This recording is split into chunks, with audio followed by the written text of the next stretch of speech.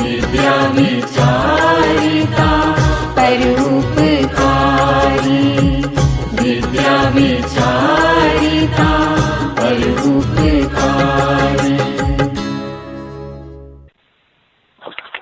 आवाज़ ਦੀ ਮਾਰਫਤ ਰੇਡੀਓ ਚੰਦ ਪ੍ਰਦੇਸ਼ੀ ਨਾਲ ਜੁੜੇ ਹੋਏ ਬਹੁਤ ਹੀ ਸਤਿਕਾਰ ਤੇ ਦਾਨਸ਼ਵਰ ਦੋਸਤੋ, ਸਾਡੇ ਮਸਲੇ ਤੇ ਸਾਂਝਾਂ ਦੇ ਪ੍ਰੋਗਰਾਮ ਦੀ ਅਗਲੇਰੀ ਕਿਸ਼ਤ ਲੈ ਕੇ ਹਾਜ਼ਰ ਹੋਇਆ ਹਾਂ। ਮੈਂ ਤੁਹਾਡਾ ਮੇਜ਼ਬਾਨ ਗੁਰਬਚਨ ਮਾਨ। ਪ੍ਰੋਗਰਾਮ ਵਿੱਚ ਆਪ ਸਭ ਦਾ ਨਿੱਘਾ ਸਵਾਗਤ ਹੈ। ਆਦਾਬ, ਨਮਸਕਾਰ, ਸਤਿ ਸ੍ਰੀ ਅਕਾਲ। ਤੁਹਾਨੂੰ ਵੀ ਜਾਣ ਕੇ ਖੁਸ਼ੀ ਹੋਏਗੀ ਕਿ ਮੇਰੇ ਇਸ ਪ੍ਰੋਗਰਾਮ ਦੇ ਖਾਸ ਮਹਿਮਾਨ ਹਨ ਡਾਕਟਰ ਜਗਮੇਲ ਸਿੰਘ ਪਾਠੂਆ ਜੀ। ਇਹਨਾਂ ਦੀ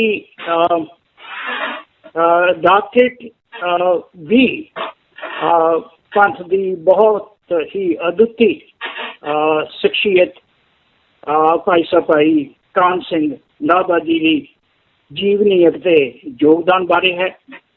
ਪਾਠੂਆ ਜੀ ਨੇ ਲਿਖ ਕੇ ਆਪਣੇ ਜੀਵਨ ਦੇ ਤਕਰੀਬਨ 30 ਸਾਲ ਇਸ ਖੋਜ ਕਾਰਜ ਦੇ ਘੇਰੇ ਉੱਪਰ ਇਸ ਅਦੁੱਤੀ ਸ਼ਖਸੀਅਤ ਦੇ ਸੰਬੰਧ ਵਿੱਚ ਪੂਰੇ ਸਮਰਪਣ ਨਾਲ ਦਿੱਤੇ ਹਨ। ਭਾਈ ਕਾਹਨ ਸਿੰਘ ਨਾਭਾ ਜੀ ਦੁਆਰਾ ਰਚਿਤ ਮਹਾਨ ਕੋਸ਼ ਐਨਸਾਈਕਲੋਪੀਡੀਆ ਆਫ ਸਿੱਖ ਲਿਟਰੇਚਰ ਇੱਕ ਮਹਾਨ ਦੇਣ ਹੈ। ਅੱਜ ਦੇ ਪ੍ਰੋਗਰਾਮ ਵਿੱਚ ਡਾਕਟਰ ਜਗਮੇਲ ਸਿੰਘ ਪਾਠੂਆ ਜੀ ਤੋਂ ਭਾਈ ਕਾਹਨ ਸਿੰਘ ਨਾਭਾ ਜੀ ਦੇ ਜੀਵਨ ਤੇ ਯੋਗਦਾਨ ਬਾਰੇ ਤੱਥ ਸੁਣਾਂਗੇ। ਪਿਛਲੇ ਦਿਨੀ ਗੁਰੂ ਗੋਬਿੰਦ ਸਿੰਘ ਕਾਲਜ ਚੰਡੀਗੜ੍ਹ ਦੇ ਇਤਿਹਾਸ ਵਿਭਾਗ ਵੱਲੋਂ ਇੱਕ ਸੈਮੀਨਾਰ ਭਾਈ ਕਾਹਨ ਸਿੰਘ ਨਾਭਾ ਜੀ ਸੰਬੰਧੀ ਕਰਵਾਇਆ ਗਿਆ ਸੀ, ਜਿਸ ਵਿੱਚ ਡਾਕਟਰ ਜਗਮੇਲ ਸਿੰਘ ਪਾਠੂਆ ਜੀ ਨੇ ਬਤੌਰ ਮੁੱਖ ਬੁਲਾਰੇ ਦੇ ਤੌਰ ਤੇ ਸ਼ਿਰਕਤ ਕੀਤੀ ਸੀ। ਮੈਨੂੰ ਬੜੀ ਖੁਸ਼ੀ ਹੋ ਰਹੀ ਹੈ ਕਿ ਡਾਕਟਰ ਜਗਮੇਲ ਸਿੰਘ ਪਾਠੂਆ ਸਾਹਿਬ ਮੇਰੇ ਨਾਲ ਲਾਈਨ ਦੇ ਉੱਪਰ ਮੌਜੂਦ ਨੇ। ਮੈਂ ਉਹਨਾਂ ਨੂੰ ਆਪਣੇ ਵੱਲੋਂ, ਅਦਾਰਾ ਚੰਦ ਪ੍ਰਦੇਸ਼ੀ ਵੱਲੋਂ ਔਰ ਦੇਸ਼ ਵਿਦੇਸ਼ ਦੇ ਬਹੁਤਾਤ ਸਰੋਤਿਆਂ ਵੱਲੋਂ ਜੀ ਆਇਆਂ ਤੇ ਧੰਨਵਾਦ ਕਹਿੰਦਾ ਹਾਂ। ਡਾਕਟਰ ਪਾਠੂਆ ਜੀ, ਤੁਸੀਂ ਰੇਡੀਓ ਚੰਦ ਪ੍ਰਦੇਸ਼ੀ ਦੇ ਸਰੋਤਾ ਸਮੂਹ ਨੂੰ ਮੁਖਾਤਬ ਹੋ ਜੀ। ਡਾਕਟਰ ਸਾਹਿਬ, ਅੱਜ ਦੀ ਗੱਲਬਾਤ ਤੁਸੀਂ ਭਾਈ ਕਾਹਨ ਸਿੰਘ ਨਾਭਾ ਜੀ ਦੇ ਜੀਵਨ ਔਰ ਉਹਨਾਂ ਦੀ ਵਿਦਿਆ ਨਾਲ ਸ਼ੁਰੂ ਕਰ ਸਕਦੇ ਹੋ? ਮਿਹਰਬਾਨੀ ਜੀ।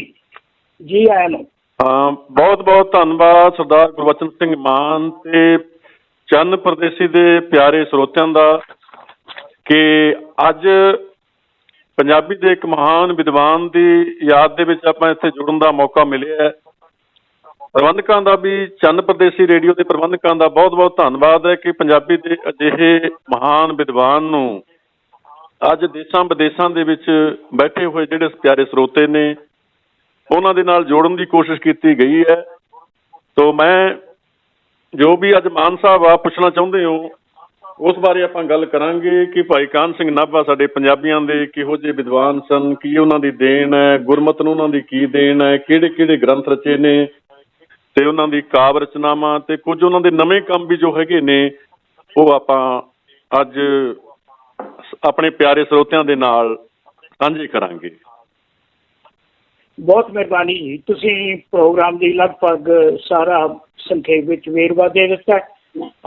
ਭਾਈ ਕਾਹਨ ਸਿੰਘ ਨਾਭਾ ਜੀ ਦੀ ਜੀਵਨ ਔਰ ਉਹਨਾਂ ਦਾ ਯੋਗਦਾਨ ਅਦੁੱਤੀ ਹੈ ਆਪਣੇ ਆਪ ਵਿੱਚ, ਪਰ ਮੇਰਾ ਖਿਆਲ ਹੈ ਅੱਜ ਦੇ ਪ੍ਰੋਗਰਾਮ ਦੀ ਸ਼ੁਰੂਆਤ ਅਸੀਂ ਜੇ ਉਹਨਾਂ ਦੀ ਪਰਿਵਾਰਕ ਪਿਛੋਕੜ ਤੋਂ ਉਹਨਾਂ ਦੀ ਵਿਦਿਆ ਸ਼ੁਰੂ ਕਰ ਲਈਏ ਤੇ ਫਿਰ ਆਪਾਂ ਨਾਲ ਨਾਲ ਜਿਹੜੀ ਗੱਲ ਹੈਗੀ ਹੈ ਜਿਵੇਂ ਜਿਵੇਂ ਉਹਦਾ ਸੰਬੰਧ ਬਣਦਾ ਜਾਊਗਾ ਫਿਰ ਭਾਈ ਨਰਾਇਣ ਸਿੰਘ ਬਾਰੇ ਉਹਨਾਂ ਦੇ ਬਾਰੇ ਵੀ ਜਾਣਾਂਗੇ। ਸੋ ਸਾਰੀ ਸਮੁੱਚੀ ਪਰਿਵਾਰਕ ਤੇ ਉਹਨਾਂ ਦੀ ਜਿਹੜੀ ਯੋਗਦਾਨ ਜਿਹੜੀ ਹੈਗੀ ਹੈ ਉਹਦਾ ਹੌਲੀ ਹੌਲੀ ਸਟੈਪ ਬਾਈ ਸਟੈਪ ਪਤਾ ਲੱਗਦਾ ਜਾਏਗਾ।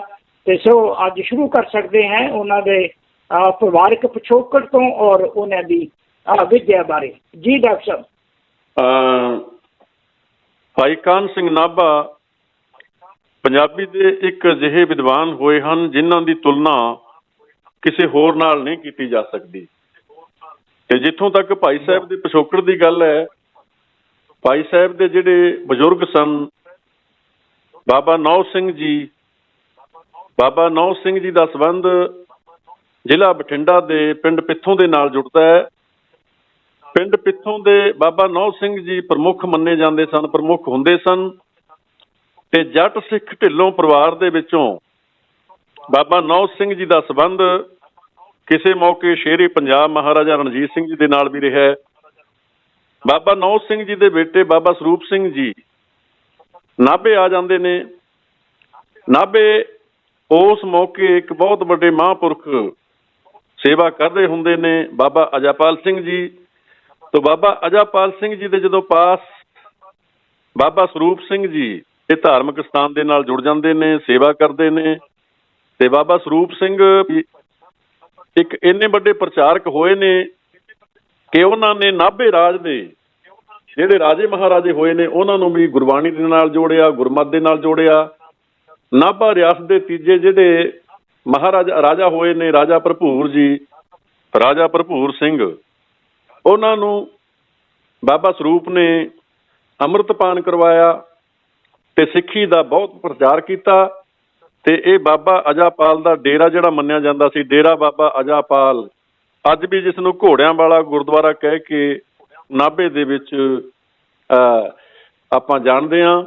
ਤੋਂ ਇਹ ਸਥਾਨ ਤੇ ਜ਼ਿਲ੍ਹਾ ਬਠਿੰਡਾ ਦੇ ਵਿੱਚੋਂ ਪਿੰਡ ਪਿੱਥੋਂ ਤੋਂ ਭਾਈ ਕਾਹਨ ਸਿੰਘ ਨਾਭਾ ਦੇ ਬਜ਼ੁਰਗ ਇੱਥੇ ਆ ਕੇ ਸੇਵਾ ਕਰਨ ਲੱਗੇ ਤੇ ਇੱਥੇ ਹੀ ਫਿਰ ਬਾਬਾ ਸਰੂਪ ਸਿੰਘ ਤੋਂ ਬਾਅਦ ਬਾਬਾ ਨਰੈਣ ਸਿੰਘ ਜੀ ਨੇ ਸੇਵਾ ਕੀਤੀ।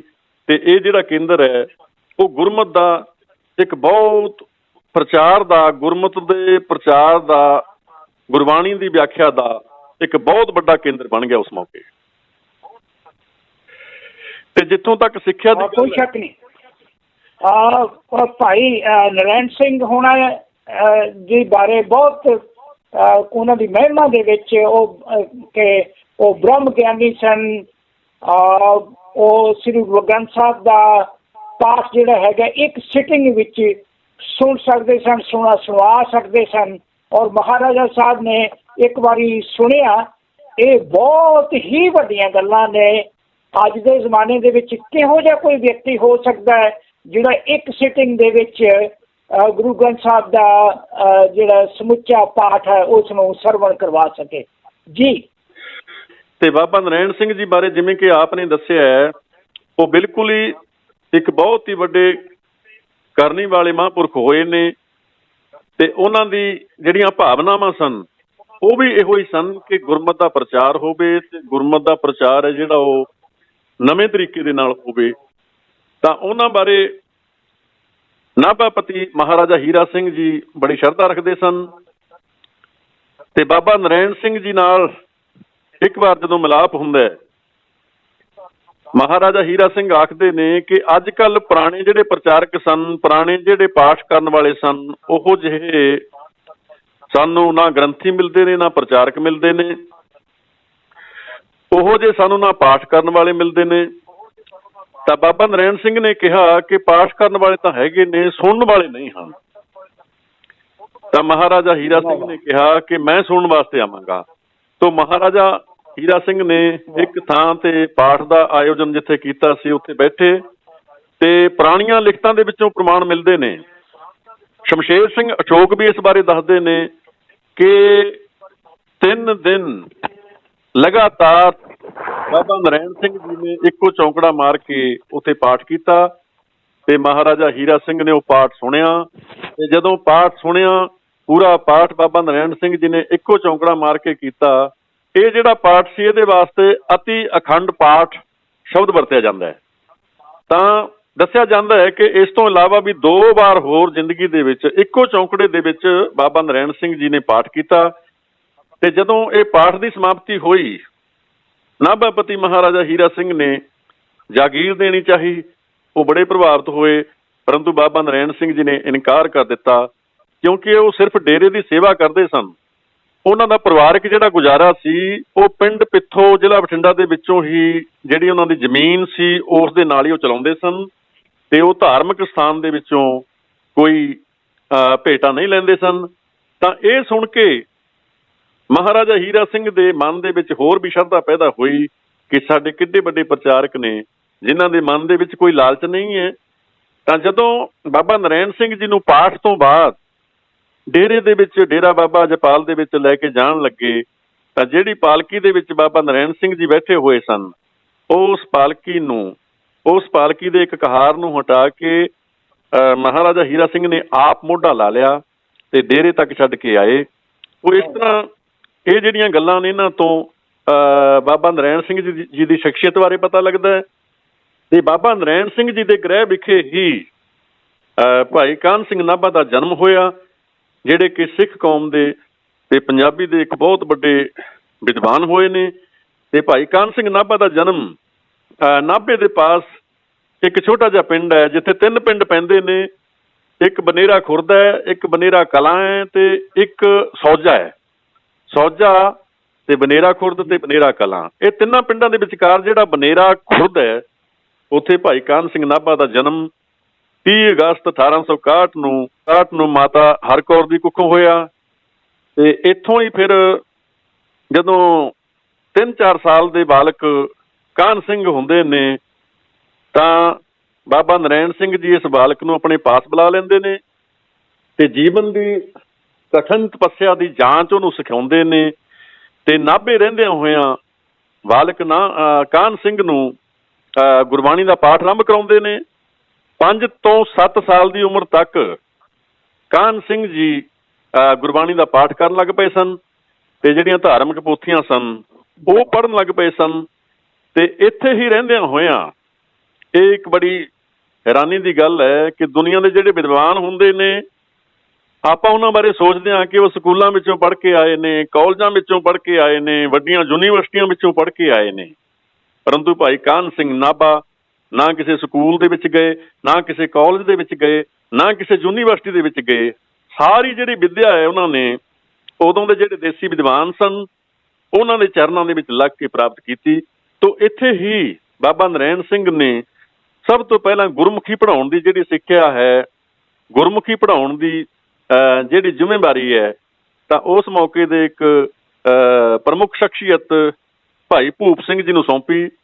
ਭਾਈ ਭੂਪ ਸਿੰਘ ਬਾਲਕ ਕਾਹਨ ਸਿੰਘ ਨੂੰ ਖੇਤਾਂ ਦੇ ਵੱਲ ਲੈ ਜਾਂਦੇ, ਸ਼ਹਿਰ ਕਰਾਉਂਦੇ, ਪ੍ਰਕਿਰਤੀ ਦੇ ਨਾਲ ਜੋੜਦੇ ਤੇ ਰਸਤੇ ਦੇ ਵਿੱਚ ਜਿਹੜੇ ਟਿੱਬੇ ਮਿਲਦੇ, ਰੇਤਲੇ ਟਿੱਬੇ, ਤਾਂ ਉਹਨਾਂ ਟਿੱਬਿਆਂ ਦੇ ਵਿੱਚ ਆਪਣੀ ਹੱਥ ਦੇ ਵਿੱਚ ਜਿਹੜੀ ਫੜੀ ਹੋਈ ਛੜੀ ਸੀ, ਕਈ ਵਾਰੀ ਏਕਾ ਪਾ ਕੇ ਨਾਲ ਊੜਾ ਪਾ ਕੇ ਇੱਕ ਓਂਕਾਰ ਲਿਖ ਕੇ ਭਾਈ ਕਾਹਨ ਸਿੰਘ ਨੂੰ ਗੁਰਮੁਖੀ ਸਿਖਾਉਂਦੇ, ਜਿਹੜੇ ਕਿ ਉਦੋਂ ਬਾਲਕ ਸਨ। ਤੇ ਬਾਲਕ ਕਾਹਨ ਸਿੰਘ ਪੁੱਛਦੇ ਕਿ ਇਹਦਾ ਮਤਲਬ ਕੀ ਹੈ, ਤਾਂ ਭੂਪ ਸਿੰਘ ਜੀ ਦੱਸਦੇ ਕਿ ਜਿਹੜਾ ਇੱਕ ਓਂਕਾਰ ਹੈ, ਇਹੋ ਹੀ ਸਾਡਾ ਮੂਲ ਹੈ, ਇਹੋ ਹੀ ਪਰਮ ਸ਼ਕਤੀ ਹੈ, ਇਹੋ ਹੀ ਸਾਡਾ ਬ੍ਰਹਮ ਹੈ, ਇਹੋ ਹੀ ਸਾਡਾ ਪਰਮਾਤਮਾ ਹੈ, ਜਿੱਥੋਂ ਕਿ ਸਾਰੀ ਸ੍ਰਿਸ਼ਟੀ ਪੈਦਾ ਹੁੰਦੀ ਹੈ। ਤੋ ਇਸ ਤਰ੍ਹਾਂ ਬਚਪਨ ਦੇ ਵਿੱਚ ਹੀ ਮਹਾਨ ਉਸਤਾਦਾਂ ਨੇ, ਭੂਪ ਸਿੰਘ ਵਰਗੇ ਮਹਾਨ ਉਸਤਾਦਾਂ ਨੇ ਬਾਲਕ ਕਾਹਨ ਸਿੰਘ ਨੂੰ ਇੱਕ ਪਰਮ ਸ਼ਕਤੀ ਦੇ ਨਾਲ ਜੋੜ ਦਿੱਤਾ, ਪਰਮ ਚੇਤਨਾ ਦੇ ਨਾਲ ਜੋੜ ਦਿੱਤਾ। ਤੋ ਉਹਨਾਂ ਦਾ ਜਿਹੜਾ ਇੱਥੋਂ ਆਰੰਭ ਹੁੰਦਾ ਹੈ, ਤਾਂ ਫਿਰ ਹੋਰ ਤਰ੍ਹਾਂ ਤਰ੍ਹਾਂ ਦੀ ਵਿੱਦਿਆ ਦੇ ਨਾਲ ਉਹਨਾਂ ਦਾ ਸ਼ੌਂਕ ਪੈਦਾ ਹੁੰਦਾ ਹੈ। ਪੰਡਿਤ ਬੰਸੀਧਰ ਜੀ, ਪੰਡਿਤ ਸ੍ਰੀਧਰ ਜੀ, ਬਾਬਾ ਪਰਮਾਨੰਦ ਜੀ, ਭਾਈ ਵੀਰ ਸਿੰਘ ਜਲਾਲ ਕੇ, ਬਹੁਤ ਸਾਰੇ ਵਿਦਵਾਨਾਂ ਦੇ ਪਾਸੋਂ ਭਾਈ ਕਾਹਨ ਸਿੰਘ ਨਾਭਾ ਨੇ ਤਰ੍ਹਾਂ ਤਰ੍ਹਾਂ ਦੀ ਵਿੱਦਿਆ ਲਈ। ਤੇ ਕਾਵ ਰਚਨਾ ਦੀ ਜਿਹੜੀ ਵਿੱਦਿਆ ਹੈ ਉਹ ਭਗਵਾਨ ਸਿੰਘ ਦੁੱਗਾ ਵਾਲਿਆਂ ਦੇ ਕੋਲੋਂ ਭਾਈ ਕਾਹਨ ਸਿੰਘ ਨਾਭਾ ਨੇ ਹਾਸਲ ਕੀਤੀ। ਤੇ ਸੰਗੀਤ ਦਾ ਵੀ ਉਹਨਾਂ ਨੂੰ ਸ਼ੌਂਕ ਸੀ। ਸੰਗੀਤ ਦੀ ਜਿਹੜੀ ਸਿੱਖਿਆ ਹੈ ਉਹ ਮਹੰਤ ਗੱਜਾ ਸਿੰਘ ਗੁਰੂਸਰ ਮਹਾਰਾਜ ਵਾਲਿਆਂ ਕੋਲੋਂ ਭਾਈ ਕਾਹਨ ਸਿੰਘ ਨਾਭਾ ਨੇ ਪ੍ਰਾਪਤ ਕੀਤੀ। ਤੋ ਤਰ੍ਹਾਂ ਤਰ੍ਹਾਂ ਦੀ ਵਿੱਦਿਆ ਪ੍ਰਾਪਤ ਕਰਕੇ ਜਦੋਂ ਥੋੜ੍ਹੇ ਜਿਹੇ ਵੱਡੇ ਹੋ ਜਾਂਦੇ ਨੇ, ਤਾਂ ਭਾਈ ਕਾਹਨ ਸਿੰਘ ਨਾਭਾ ਦੇ ਮਨ ਦੇ ਵਿੱਚ ਇੱਛਾ ਪੈਦਾ ਹੁੰਦੀ ਹੈ ਕਿ ਗੁਰਬਾਣੀ ਤੇ ਸਾਡੇ ਜਿਹੜੇ ਸਿੱਖ ਧਰਮ ਦੇ ਗ੍ਰੰਥ ਨੇ, ਇਹਨਾਂ ਦੇ ਵਿੱਚ ਕਿਸੇ ਇੱਕ ਬੋਲੀ ਦੀ ਵਰਤੋਂ ਨਹੀਂ ਹੋਈ। ਇੱਥੇ ਸਿਰਫ ਗੁਰਮੁਖੀ ਜਾਂ ਹਿੰਦੀ ਨਹੀਂ ਹੈ, ਇੱਥੇ ਬਹੁਤ ਸਾਰੀ ਬੋਲੀਆਂ ਦਾ ਮਿਸ਼ਰਣ ਹੈ। ਤਾਂ ਉਹਨਾਂ ਦੇ ਮਨ ਦੇ ਵਿੱਚ ਇੱਛਾ ਹੋਈ ਕਿ ਜੇਕਰ ਗੁਰਬਾਣੀ ਦੇ ਅਸਲੀ ਅਰਥ ਜਾਣਨੇ ਨੇ ਜਾਂ ਸਾਡੇ ਸਿੱਖ ਧਰਮ ਦੇ ਗ੍ਰੰਥਾਂ ਦੇ ਗਹਿਰਾਈ ਦੇ ਨਾਲ ਭਾਵ ਅਸੀਂ ਜਾਣਨੇ ਨੇ, ਤਾਂ ਜ਼ਰੂਰੀ ਹੈ ਫਾਰਸੀ ਵੀ ਪੜ੍ਹੀ ਜਾਵੇ। ਤਾਂ ਫਾਰਸੀ ਪੜ੍ਹਨ ਦੀ ਇੱਛਾ ਪੈਦਾ ਹੋਈ। ਤਾਂ ਜਦੋਂ ਫਾਰਸੀ ਪੜ੍ਹਨ ਦੀ ਇੱਛਾ ਜਾਗੀ, ਬਾਬਾ ਨਰੈਣ ਸਿੰਘ ਜੀ ਨੇ ਫਾਰਸੀ ਪੜ੍ਹਨ ਵੀ ਲਾ ਦਿੱਤੇ। ਪਰੰਤੂ ਉਸ ਮੌਕੇ ਦੇ ਕੁਝ ਜਿਹੜੇ ਪਿਛਾਂਹ ਖਿੱਚੂ ਉਹ ਸਿੱਖ ਸਨ, ਸ਼ਰਧਾਲੂ ਸਨ, ਉਹਨਾਂ ਨੇ ਇਸ ਦਾ ਵਿਰੋਧ ਕੀਤਾ, ਕਿਉਂਕਿ ਉਹ ਸੋਚਦੇ ਸਨ ਕਿ ਫਾਰਸੀ ਤਾਂ ਜਿਹੜੀ ਭਾਸ਼ਾ ਹੈ ਇਹ ਮਲੇਸ਼ ਭਾਸ਼ਾ ਹੈ, ਇਹ ਤਾਂ ਮੁਸਲਮਾਨਾਂ ਦੀ ਭਾਸ਼ਾ ਹੈ। ਤੇ ਉਹਨਾਂ ਦੀ ਜਿਹੜੀ ਤੰਗ ਸੋਚ ਸੀ, ਸੌੜੀ ਸੋਚ ਸੀ, ਪਿਛਾਂ ਖਿੱਚੋ ਉਹਨਾਂ ਦੇ ਖਿਆਲ ਸਨ। ਇਸ ਕਰਕੇ ਬਾਬਾ ਨਰੈਣ ਸਿੰਘ ਜੀ ਖੁਦ ਤਾਂ ਨਹੀਂ ਚਾਹੁੰਦੇ ਸਨ, ਪਰ ਮਜਬੂਰ ਹੋ ਕੇ ਬਾਲਕ ਕਾਹਨ ਸਿੰਘ ਨੂੰ ਫਾਰਸੀ ਪੜ੍ਹਨੋਂ ਹਟਾ ਲਿਆ। ਜੀ ਮਾਨ ਸਾਹਿਬ, ਮੈਂ ਗੱਲ ਕਰ ਰਿਹਾ ਜੀ ਮੇਰੀ ਬਾਤ ਬਹੁਤ ਬਹੁਤ ਮਿਹਰਬਾਨੀ। ਤੁਸੀਂ ਤੁਸੀਂ ਇਹ ਸਾਰਾ ਵੇਰਵਾ ਸੁਣਾ ਰਹੇ ਹੋ। ਹਾਂਜੀ ਸੰਸਕ੍ਰਿਤ ਵੀ ਕਿਉਂਕਿ ਉਸ ਸਮੇਂ ਦੇ ਗ੍ਰੰਥਾਂ ਵਾਸਤੇ ਇੱਕ ਵੱਡੀ ਜ਼ੁਬਾਨ ਸੀ, ਔਰ ਭਾਈ ਸਾਹਿਬ ਨੇ ਉਹ ਵੀ ਸਿੱਖੀ, ਉਹਦਾ ਵੀ ਥੋੜਾ ਵਿੱਚ ਵੇਰਵਾ ਦੇਂਦੇ ਜਾਓ ਤਾਂ ਚੰਗਾ ਲੱਗੇਗਾ। ਜੀ ਭਾਜਵਾ ਜੀ। ਹਾਂ ਜੀ ਮਾਨ ਸਾਹਿਬ, ਜਿਹੜੀ ਸੰਸਕ੍ਰਿਤ ਦੀ ਸਿੱਖਿਆ ਹੈ ਉਸ ਮੌਕੇ ਦੇ ਤਿੰਨ ਜਿਹੜੇ ਵਿਦਵਾਨ ਸਨ, ਪੰਡਿਤ ਬੰਸੀਧਰ ਜੀ, ਪੰਡਿਤ ਸ੍ਰੀਧਰ ਜੀ, ਬਾਬਾ ਪਰਮਾਨੰਦ ਜੀ, ਇਹ ਵਿਆਕਰਨ ਦੇ, ਨਿਆਏ ਵਿਦਿਆ ਦੇ, ਤਰਕ ਸ਼ਾਸਤਰ ਦੇ ਤੇ ਨਾਲ ਹੀ ਸੰਸਕ੍ਰਿਤ ਦੇ ਵੀ ਇਹ ਵਿਦਵਾਨ ਸਨ। ਤੋ ਸੰਸਕ੍ਰਿਤ ਦੀ ਵੀ ਸਿੱਖਿਆ ਲਈ, ਪਰੰਤੂ ਸੰਸਕ੍ਰਿਤ ਦੀ ਸਿੱਖਿਆ ਲੈਣ ਵਾਸਤੇ, ਬ੍ਰਜ ਭਾਸ਼ਾ ਦੀ ਸਿੱਖਿਆ ਲੈਣ ਵਾਸਤੇ, ਹਿੰਦੀ ਦੀ ਸਿੱਖਿਆ ਲੈਣ ਵਾਸਤੇ, ਗੁਰਮੁਖੀ ਦੀ ਸਿੱਖਿਆ ਲੈਣ ਵਾਸਤੇ ਬਾਲਕ ਕਾਹਨ ਸਿੰਘ ਨੂੰ ਕੋਈ ਸਮੱਸਿਆ ਨਹੀਂ ਆਈ। ਫਾਰਸੀ ਦੀ ਸਿੱਖਿਆ ਲੈਣ ਵਾਸਤੇ ਸਮੱਸਿਆ ਆਈ ਤੇ ਉਹਨਾਂ ਦੀ ਜਿਹੜੀ ਸਿੱਖਿਆ ਬੰਦ ਕਰ ਦਿੱਤੀ। ਪਰ ਉਹਨਾਂ ਨੇ ਜ਼ਿਆਦਾ ਦੇਰ ਇਹ ਜਿਹੜਾ ਵਿਚਾਰ ਹੈ ਇਸ ਨੂੰ ਮੰਨਿਆ ਨਹੀਂ, ਕਿਉਂਕਿ ਉਹ ਸੋਚਦੇ ਸਨ ਕਿ ਸਭੈ ਦੇਸ਼ ਭਾਸ਼ਾ, ਜਿਹੜੇ ਸਾਰੇ ਦੇਸ਼ਾਂ ਦੀ ਜਿਹੜੀ ਭਾਸ਼ਾ ਹੈ, ਸਾਰੇ ਦੇਸ਼ਾਂ ਦੀ ਜਿਹੜੀ ਬੋਲੀ ਹੈ, ਉਹ ਕਿਤੇ ਵੀ ਮਾੜੀ ਨਹੀਂ ਹੁੰਦੀ। ਕਿਸੇ ਵੀ ਬੋਲੀ ਵਿੱਚ ਪ੍ਰਗਟਾਏ ਹੋਏ ਜਿਹੜੇ ਵਿਚਾਰ ਨੇ ਉਹ ਚੰਗੇ ਵੀ ਹੋ ਸਕਦੇ ਨੇ, ਮੰਦੇ ਵੀ ਹੋ ਸਕਦੇ ਨੇ। ਸੋ ਕੋਈ ਵੀ ਦੇਸ਼ ਦੀ ਜਿਹੜੀ ਭਾਸ਼ਾ ਕਿਤੇ ਵੀ ਹੋਵੇ ਉਹ ਮਾੜੀ ਨਹੀਂ ਹੋ ਸਕਦੀ। ਇੱਕ ਦਿਨ ਘਰੋਂ ਨਿਕਲ ਤੁਰਦੇ ਨੇ, ਪਹਿਲਾਂ ਦਿੱਲੀ ਜਾਂਦੇ ਨੇ, ਫਿਰ ਲਖਨਊ ਜਾਂਦੇ ਨੇ, ਕਈ ਵਿਦਵਾਨਾਂ ਦੇ ਪਾਸੋਂ ਫਾਰਸੀ ਦੀ ਸਿੱਖਿਆ ਲੈ ਕੇ ਤੇ ਫਿਰ ਸਿੱਧੇ ਲਾਹੌਰ ਪਹੁੰਚ ਜਾਂਦੇ ਨੇ। ਲਾਹੌਰ ਜਿਹੜਾ ਕਿ ਉਸ ਮੌਕੇ ਸਿੱਖ ਰਾਜਨੀਤੀ ਦਾ ਇੱਕ ਬਹੁਤ ਵੱਡਾ ਕੇਂਦਰ ਬਣਿਆ ਹੋਇਆ ਸੀ। ਇੱਥੇ ਗੁਰਦੁਆਰਾ ਦੇਹਰਾ ਸਾਹਿਬ ਦੇ ਵਿੱਚ ਗਿਆਨੀ ਸੰਤ ਸਿੰਘ ਜੀ ਪਾਸ ਜਾ ਕੇ ਇੱਕ ਦਿਨ ਕਥਾ ਕਰਦੇ ਨੇ। ਕਥਾ ਕਰਦੇ ਹੋਏ ਜਦੋਂ ਗੁਰਦੁਆਰੇ ਦੇ ਵਿੱਚ ਬੈਠੇ ਨੇ ਤਾਂ ਉੱਥੇ ਹੀ professor Gurmukh Singh oriental college ਵਾਲੇ ਬੈਠੇ ਹੁੰਦੇ ਨੇ। ਜਦ ਉਹਨਾਂ ਦੀ ਨਿਗਾਹ ਇਹ ਨੌਜਵਾਨ ਕਾਹਨ ਸਿੰਘ ਦੇ ਉੱਪਰ ਪਈ, ਉਹ ਹੈਰਾਨ ਰਹਿ ਗਏ। ਉਹਨਾਂ ਨੇ ਨੌਜਵਾਨ ਕਾਹਨ ਸਿੰਘ ਵੱਲੋਂ ਜਿਹੜੀ ਗੁਰਬਾਣੀ ਦੀ ਕਥਾ ਕੀਤੀ ਜਾ ਰਹੀ ਸੀ ਉਹ ਨੋਟ ਕੀਤੀ ਤੇ ਬਾਅਦ ਦੇ ਵਿੱਚ ਮਿਲੇ ਤੇ ਮਨ ਦੇ ਵਿੱਚ ਸੋਚਿਆ ਕਿ ਇਹ ਹਨ ਉਹ ਜਿਨ੍ਹਾਂ ਦੀ ਕਿ ਮੈਂ ਭਾਲ ਕਰ ਰਿਹਾ ਸੀ। ਬਾਲਕ ਕਾਹਨ ਸਿੰਘ ਦੇ ਨਾਲ ਜਵਾਨੀ ਦੇ ਵਿੱਚ ਜਦੋਂ ਕਾਹਨ ਸਿੰਘ ਹੁੰਦੇ ਸਨ, professor Gurmukh Singh oriental college ਵਾਲਿਆਂ ਦੀ ਮੁਲਾਕਾਤ ਹੋਈ ਤੇ ਉਹਨਾਂ ਨੇ ਭਾਈ ਕਾਹਨ ਸਿੰਘ ਨੂੰ ਹੋਰ ਪ੍ਰੇਰਿਤ ਕੀਤਾ ਕਿ ਅੱਜ ਤਾਂ ਸਾਨੂੰ ਸਾਡੀ ਵਿਰਾਸਤ ਦੇ ਨਾਲ ਜੁੜਨ ਦੀ ਲੋੜ ਹੈ, ਅੱਜ ਤਾਂ ਸਾਨੂੰ ਆਪਣੇ ਵਿਰਸੇ ਨਾਲ ਜੁੜਨ ਦੀ ਲੋੜ ਹੈ, ਗੁਰਬਾਣੀ ਦੀ ਵਿਆਖਿਆ ਦੀ ਲੋੜ ਹੈ, ਗੁਰਮਤਿ ਦੇ ਨਾਲ ਲੋਕਾਂ ਨੂੰ ਜੋੜਨ ਦੀ ਲੋੜ ਹੈ। ਕਿਉਂਕਿ ਦੂਜੇ ਪਾਸੇ ਸਾਡੇ ਸਮਾਜ ਦੇ ਜਿਹੜੇ ਲੋਕ ਸਨ, ਖਾਸ ਕਰਕੇ ਸਿੱਖ ਸਮਾਜ ਦੇ, ਉਹ ਸਿੱਖੀ ਨੂੰ ਛੱਡ ਕੇ ਦੂਜੇ ਪਾਸੇ ਜਾ ਰਹੇ ਸਨ। ਤੋ ਇਸੇ ਕਰਕੇ ਲਾਹੌਰ ਦੇ ਵਿੱਚ ਉਸ ਮੌਕੇ ਦੇ ਵਿਦਵਾਨ ਸਨ, ਉਹਨਾਂ ਨੇ ਸਿੰਘ ਸਭਾ ਲਹਿਰ ਦੇ ਰਾਹੀਂ ਆਪਣੇ ਵਿਰਸੇ ਦਾ ਜਿਹੜਾ ਪ੍ਰਚਾਰ ਹੈ ਉਹ ਕਰਨਾ ਸ਼ੁਰੂ ਕਰ ਦਿੱਤਾ ਸੀ। ਤੋ ਇਹ ਵਿਦਵਾਨਾਂ ਦੇ ਵਿੱਚ ਪ੍ਰੋਫੈਸਰ ਗੁਰਮੁਖ ਸਿੰਘ ਜੀ ਇੱਕ ਪ੍ਰਮੁੱਖ ਵਿਦਵਾਨ ਸਨ, ਜਿਹੜੇ ਕਿ ਗੁਰਮੁਖੀ ਦੇ ਵਿੱਚ ਆਪਣਾ ਅਖਬਾਰ ਵੀ ਕੱਢਦੇ ਸਨ, ਗੁਰਮੁਖੀ ਦੇ ਵਿੱਚ ਹੋਰ ਵੀ ਕਈ ਕੰਮ ਕਰਦੇ ਸਨ। ਤਾਂ ਇਹਨਾਂ ਨੇ ਹੀ ਬਾਲਕ ਕਾਹਨ ਸਿੰਘ ਨੂੰ ਉਸ ਮੌਕੇ ਪ੍ਰੇਰਿਤ ਕੀਤਾ ਕਿ ਸਾਡੀ ਮਾਂ ਬੋਲੀ ਪੰਜਾਬੀ ਦੇ ਵਿੱਚ ਅੱਜ ਬਹੁਤ ਕੁਝ ਕਰਨ ਦੀ ਜ਼ਰੂਰਤ ਹੈ। ਤੋ ਬਹੁਤ ਗਹਿਰਾ ਅਸਰ ਕਾਹਨ ਸਿੰਘ ਤੇ ਪਿਆ। ਤਾਂ ਇੱਥੋਂ ਸਿੱਧੇ ਜਦੋਂ ਵਾਪਸ ਲਾਹੌਰ ਤੋਂ ਨਾਭੇ ਆਉਂਦੇ ਨੇ ਜਵਾਨੀ ਦੇ ਦਿਨਾਂ ਦੇ ਵਿੱਚ, ਤਾਂ ਇੱਥੇ ਮਹਾਰਾਜਾ ਹੀਰਾ ਸਿੰਘ ਨੂੰ ਮਿਲਦੇ ਨੇ, ਫਤਿਹ ਬੁਲਾਉਂਦੇ ਨੇ, ਨਮਸਕਾਰ ਕਰਦੇ ਨੇ। ਮਹਾਰਾਜਾ ਹੀਰਾ ਸਿੰਘ ਵੀ ਇਹ ਨੌਜਵਾਨ ਤੋਂ ਇੰਨੇ ਪ੍ਰਭਾਵਿਤ ਹੁੰਦੇ ਨੇ, ਇਹਨਾਂ ਦੀਆਂ ਗੱਲਾਂ ਤੋਂ, ਇਹਨਾਂ ਦੀ ਵਿਦਵਤਾ ਤੋਂ ਮਹਾਰਾਜਾ ਹੀਰਾ ਸਿੰਘ ਇੰਨੇ ਪ੍ਰਭਾਵਿਤ ਹੋਏ ਕਿ ਉਹਨਾਂ ਨੇ ਹਮੇਸ਼ਾ ਵਾਸਤੇ ਨਾਭਾ ਦਰਬਾਰ ਦੇ ਨਾਲ ਭਾਈ ਕਾਹਨ ਸਿੰਘ ਨਾਭਾ ਨੂੰ ਜੋੜ ਲਿਆ। ਤੇ ਇਸੇ ਦੌਰਾਨ ਹੀ ਪਰਿਵਾਰ ਦੇ ਵਿੱਚ ਵੀ ਭਾਈ ਕਾਹਨ ਸਿੰਘ ਨਾਭਾ ਦੇ ਬਾਰੇ ਸੁਪਨੇ ਸਨ। ਜਦੋਂ ਕੋਈ ਬਾਲਕ ਜਵਾਨ ਹੁੰਦਾ, ਭਾਈ ਕਾਹਨ ਸਿੰਘ ਦੀ ਸ਼ਾਦੀ ਹੋਈ। ਉਹਨਾਂ ਦੀ ਪਹਿਲੀ ਸ਼ਾਦੀ ਜਿਹੜੀ ਹੈ ਰਿਆਸਤ ਪਟਿਆਲਾ ਦੇ ਪਿੰਡ ਧੂਰੇ ਦੇ ਵਿੱਚ ਹੋਈ, ਪਰੰਤੂ ਜਿਹੜੀ ਲੜਕੀ ਨਾਲ ਸ਼ਾਦੀ ਹੋਈ ਉਹਦੀ ਜਲਦੀ ਮੌਤ ਹੋ ਗਈ। ਤਾਂ ਦੂਜਾ ਵਿਆਹ ਭਾਈ ਕਾਹਨ ਸਿੰਘ ਨਾਭਾ ਦਾ ਦੂਜਾ ਜਿਹੜਾ ਵਿਆਹ ਹੈ, ਦੂਜੀ ਜਿਹੜੀ ਸ਼ਾਦੀ ਹੈ, ਉਹ ਮੁਕਤਸਰ ਦੇ ਵਿੱਚ ਹੋਈ, ਪਰੰਤੂ ਪਰਮਾਤਮਾ ਨੂੰ ਪਤਾ ਨਹੀਂ ਕੀ ਮਨਜ਼ੂਰ ਸੀ, ਦੂਜੀ ਪਤਨੀ ਵੀ ਕਿਸੇ ਕਾਰਨ ਕਰਕੇ ਜਲਦੀ ਪਰਮਾਤਮਾ ਨੂੰ ਪਿਆਰੀ ਹੋ ਗਈ, ਉਹਦਾ ਦੇਹਾਂਤ ਹੋ ਗਿਆ। ਤਾਂ ਤੀਜੀ ਸ਼ਾਦੀ ਭਾਈ ਕਾਹਨ ਸਿੰਘ ਨਾਭਾ ਦਾ ਤੀਜਾ ਵਿਆਹ ਰਿਆਸਤ ਪਟਿਆਲਾ ਦੇ ਪਿੰਡ ਰਾਮਗੜ੍ਹ ਦੇ ਪਾਸ, ਰਿਆਸਤ ਪਟਿਆਲਾ ਦੇ ਵਿੱਚ ਭਵਾਨੀਗੜ੍ਹ ਸ਼ਹਿਰ ਦੇ ਪਾਸ ਪਿੰਡ ਰਾਮਗੜ੍ਹ ਦੇ ਵਿੱਚ ਸਰਦਾਰ ਹਰਦਮ ਸਿੰਘ ਦੀ ਧੀ ਬੀਬੀ ਬਸੰਤ ਕੌਰ ਦੇ ਨਾਲ ਹੋਇਆ। ਬੀਬੀ ਬਸੰਤ ਕੌਰ ਦੇ ਨਾਲ ਵਿਆਹ ਹੋਣ ਤੋਂ ਬਾਅਦ ਜਦੋਂ ਬਸੰਤ ਕੌਰ ਭਾਈ ਸਾਹਿਬ ਦੇ ਘਰ ਆਈ ਤਾਂ ਇਹਨਾਂ ਦਾ ਘਰ ਬਸੰਤ ਦੇ ਵਾਂਗ ਹੀ ਖਿਲ ਗਿਆ ਤੇ 1892 ਦੇ ਵਿੱਚ ਭਾਈ ਕਾਹਨ ਸਿੰਘ ਨਾਭਾ ਦੇ ਗ੍ਰਹਿ ਵਿਖੇ ਇਹਨਾਂ ਦੇ ਬੇਟੇ ਭਗਵੰਤ ਸਿੰਘ ਹਰੀ ਜੀ ਦਾ ਜਨਮ ਹੋਇਆ, ਜਿਹੜੇ ਕਿ ਆਪ ਵੀ ਇੱਕ ਚੰਗੇ ਵਿਦਵਾਨ ਹੋਏ ਨੇ। ਤੋ ਗ੍ਰਸਤੀ ਜੀਵਨ ਨੂੰ ਚਲਾਉਂਦਿਆਂ ਨਾਲ ਹੀ ਭਾਈ ਸਾਹਿਬ ਨਾਭਾ ਦਰਬਾਰ ਦੇ ਨਾਲ ਜੁੜ ਗਏ। ਡਾਕਟਰ ਭਾਟਵਾ ਜੀ, ਮੈਂ ਸਿਰਫ ਜ਼ਿਕਰ ਕਰਨ ਵਾਸਤੇ ਹੀ ਮੈਂ ਆਪਣੇ ਆਪ ਨੂੰ ਬਹੁਤ ਖੁਸ਼ਕਿਸਮਤ ਸਮਝਦਾ ਕਿ ਮੈਨੂੰ ਭਗਵੰਤ ਹਰੀ ਜੀ ਦੇ ਦਰਸ਼ਨ ਕਰਨ ਦਾ ਮੌਕਾ ਬਣਿਆ। ਵਾਹ ਵਾਹ, ਬਹੁਤ ਅੱਛਾ ਮਾਨ ਸਾਹਿਬ ਜੀ, ਬਹੁਤ ਅੱਛਾ ਜੀ। ਸੋ ਮਾਨ ਸਾਹਿਬ ਜੀ, ਇਸੇ ਦੌਰਾਨ ਹੀ ਪਰਿਵਾਰਕ ਗ੍ਰਸਤੀ ਜੀਵਨ ਨੂੰ ਨਿਭਾਉਂਦਿਆਂ ਹੋਇਆਂ ਨਾਲ ਦੀ ਨਾਲ ਭਾਈ ਕਾਹਨ ਸਿੰਘ ਨੂੰ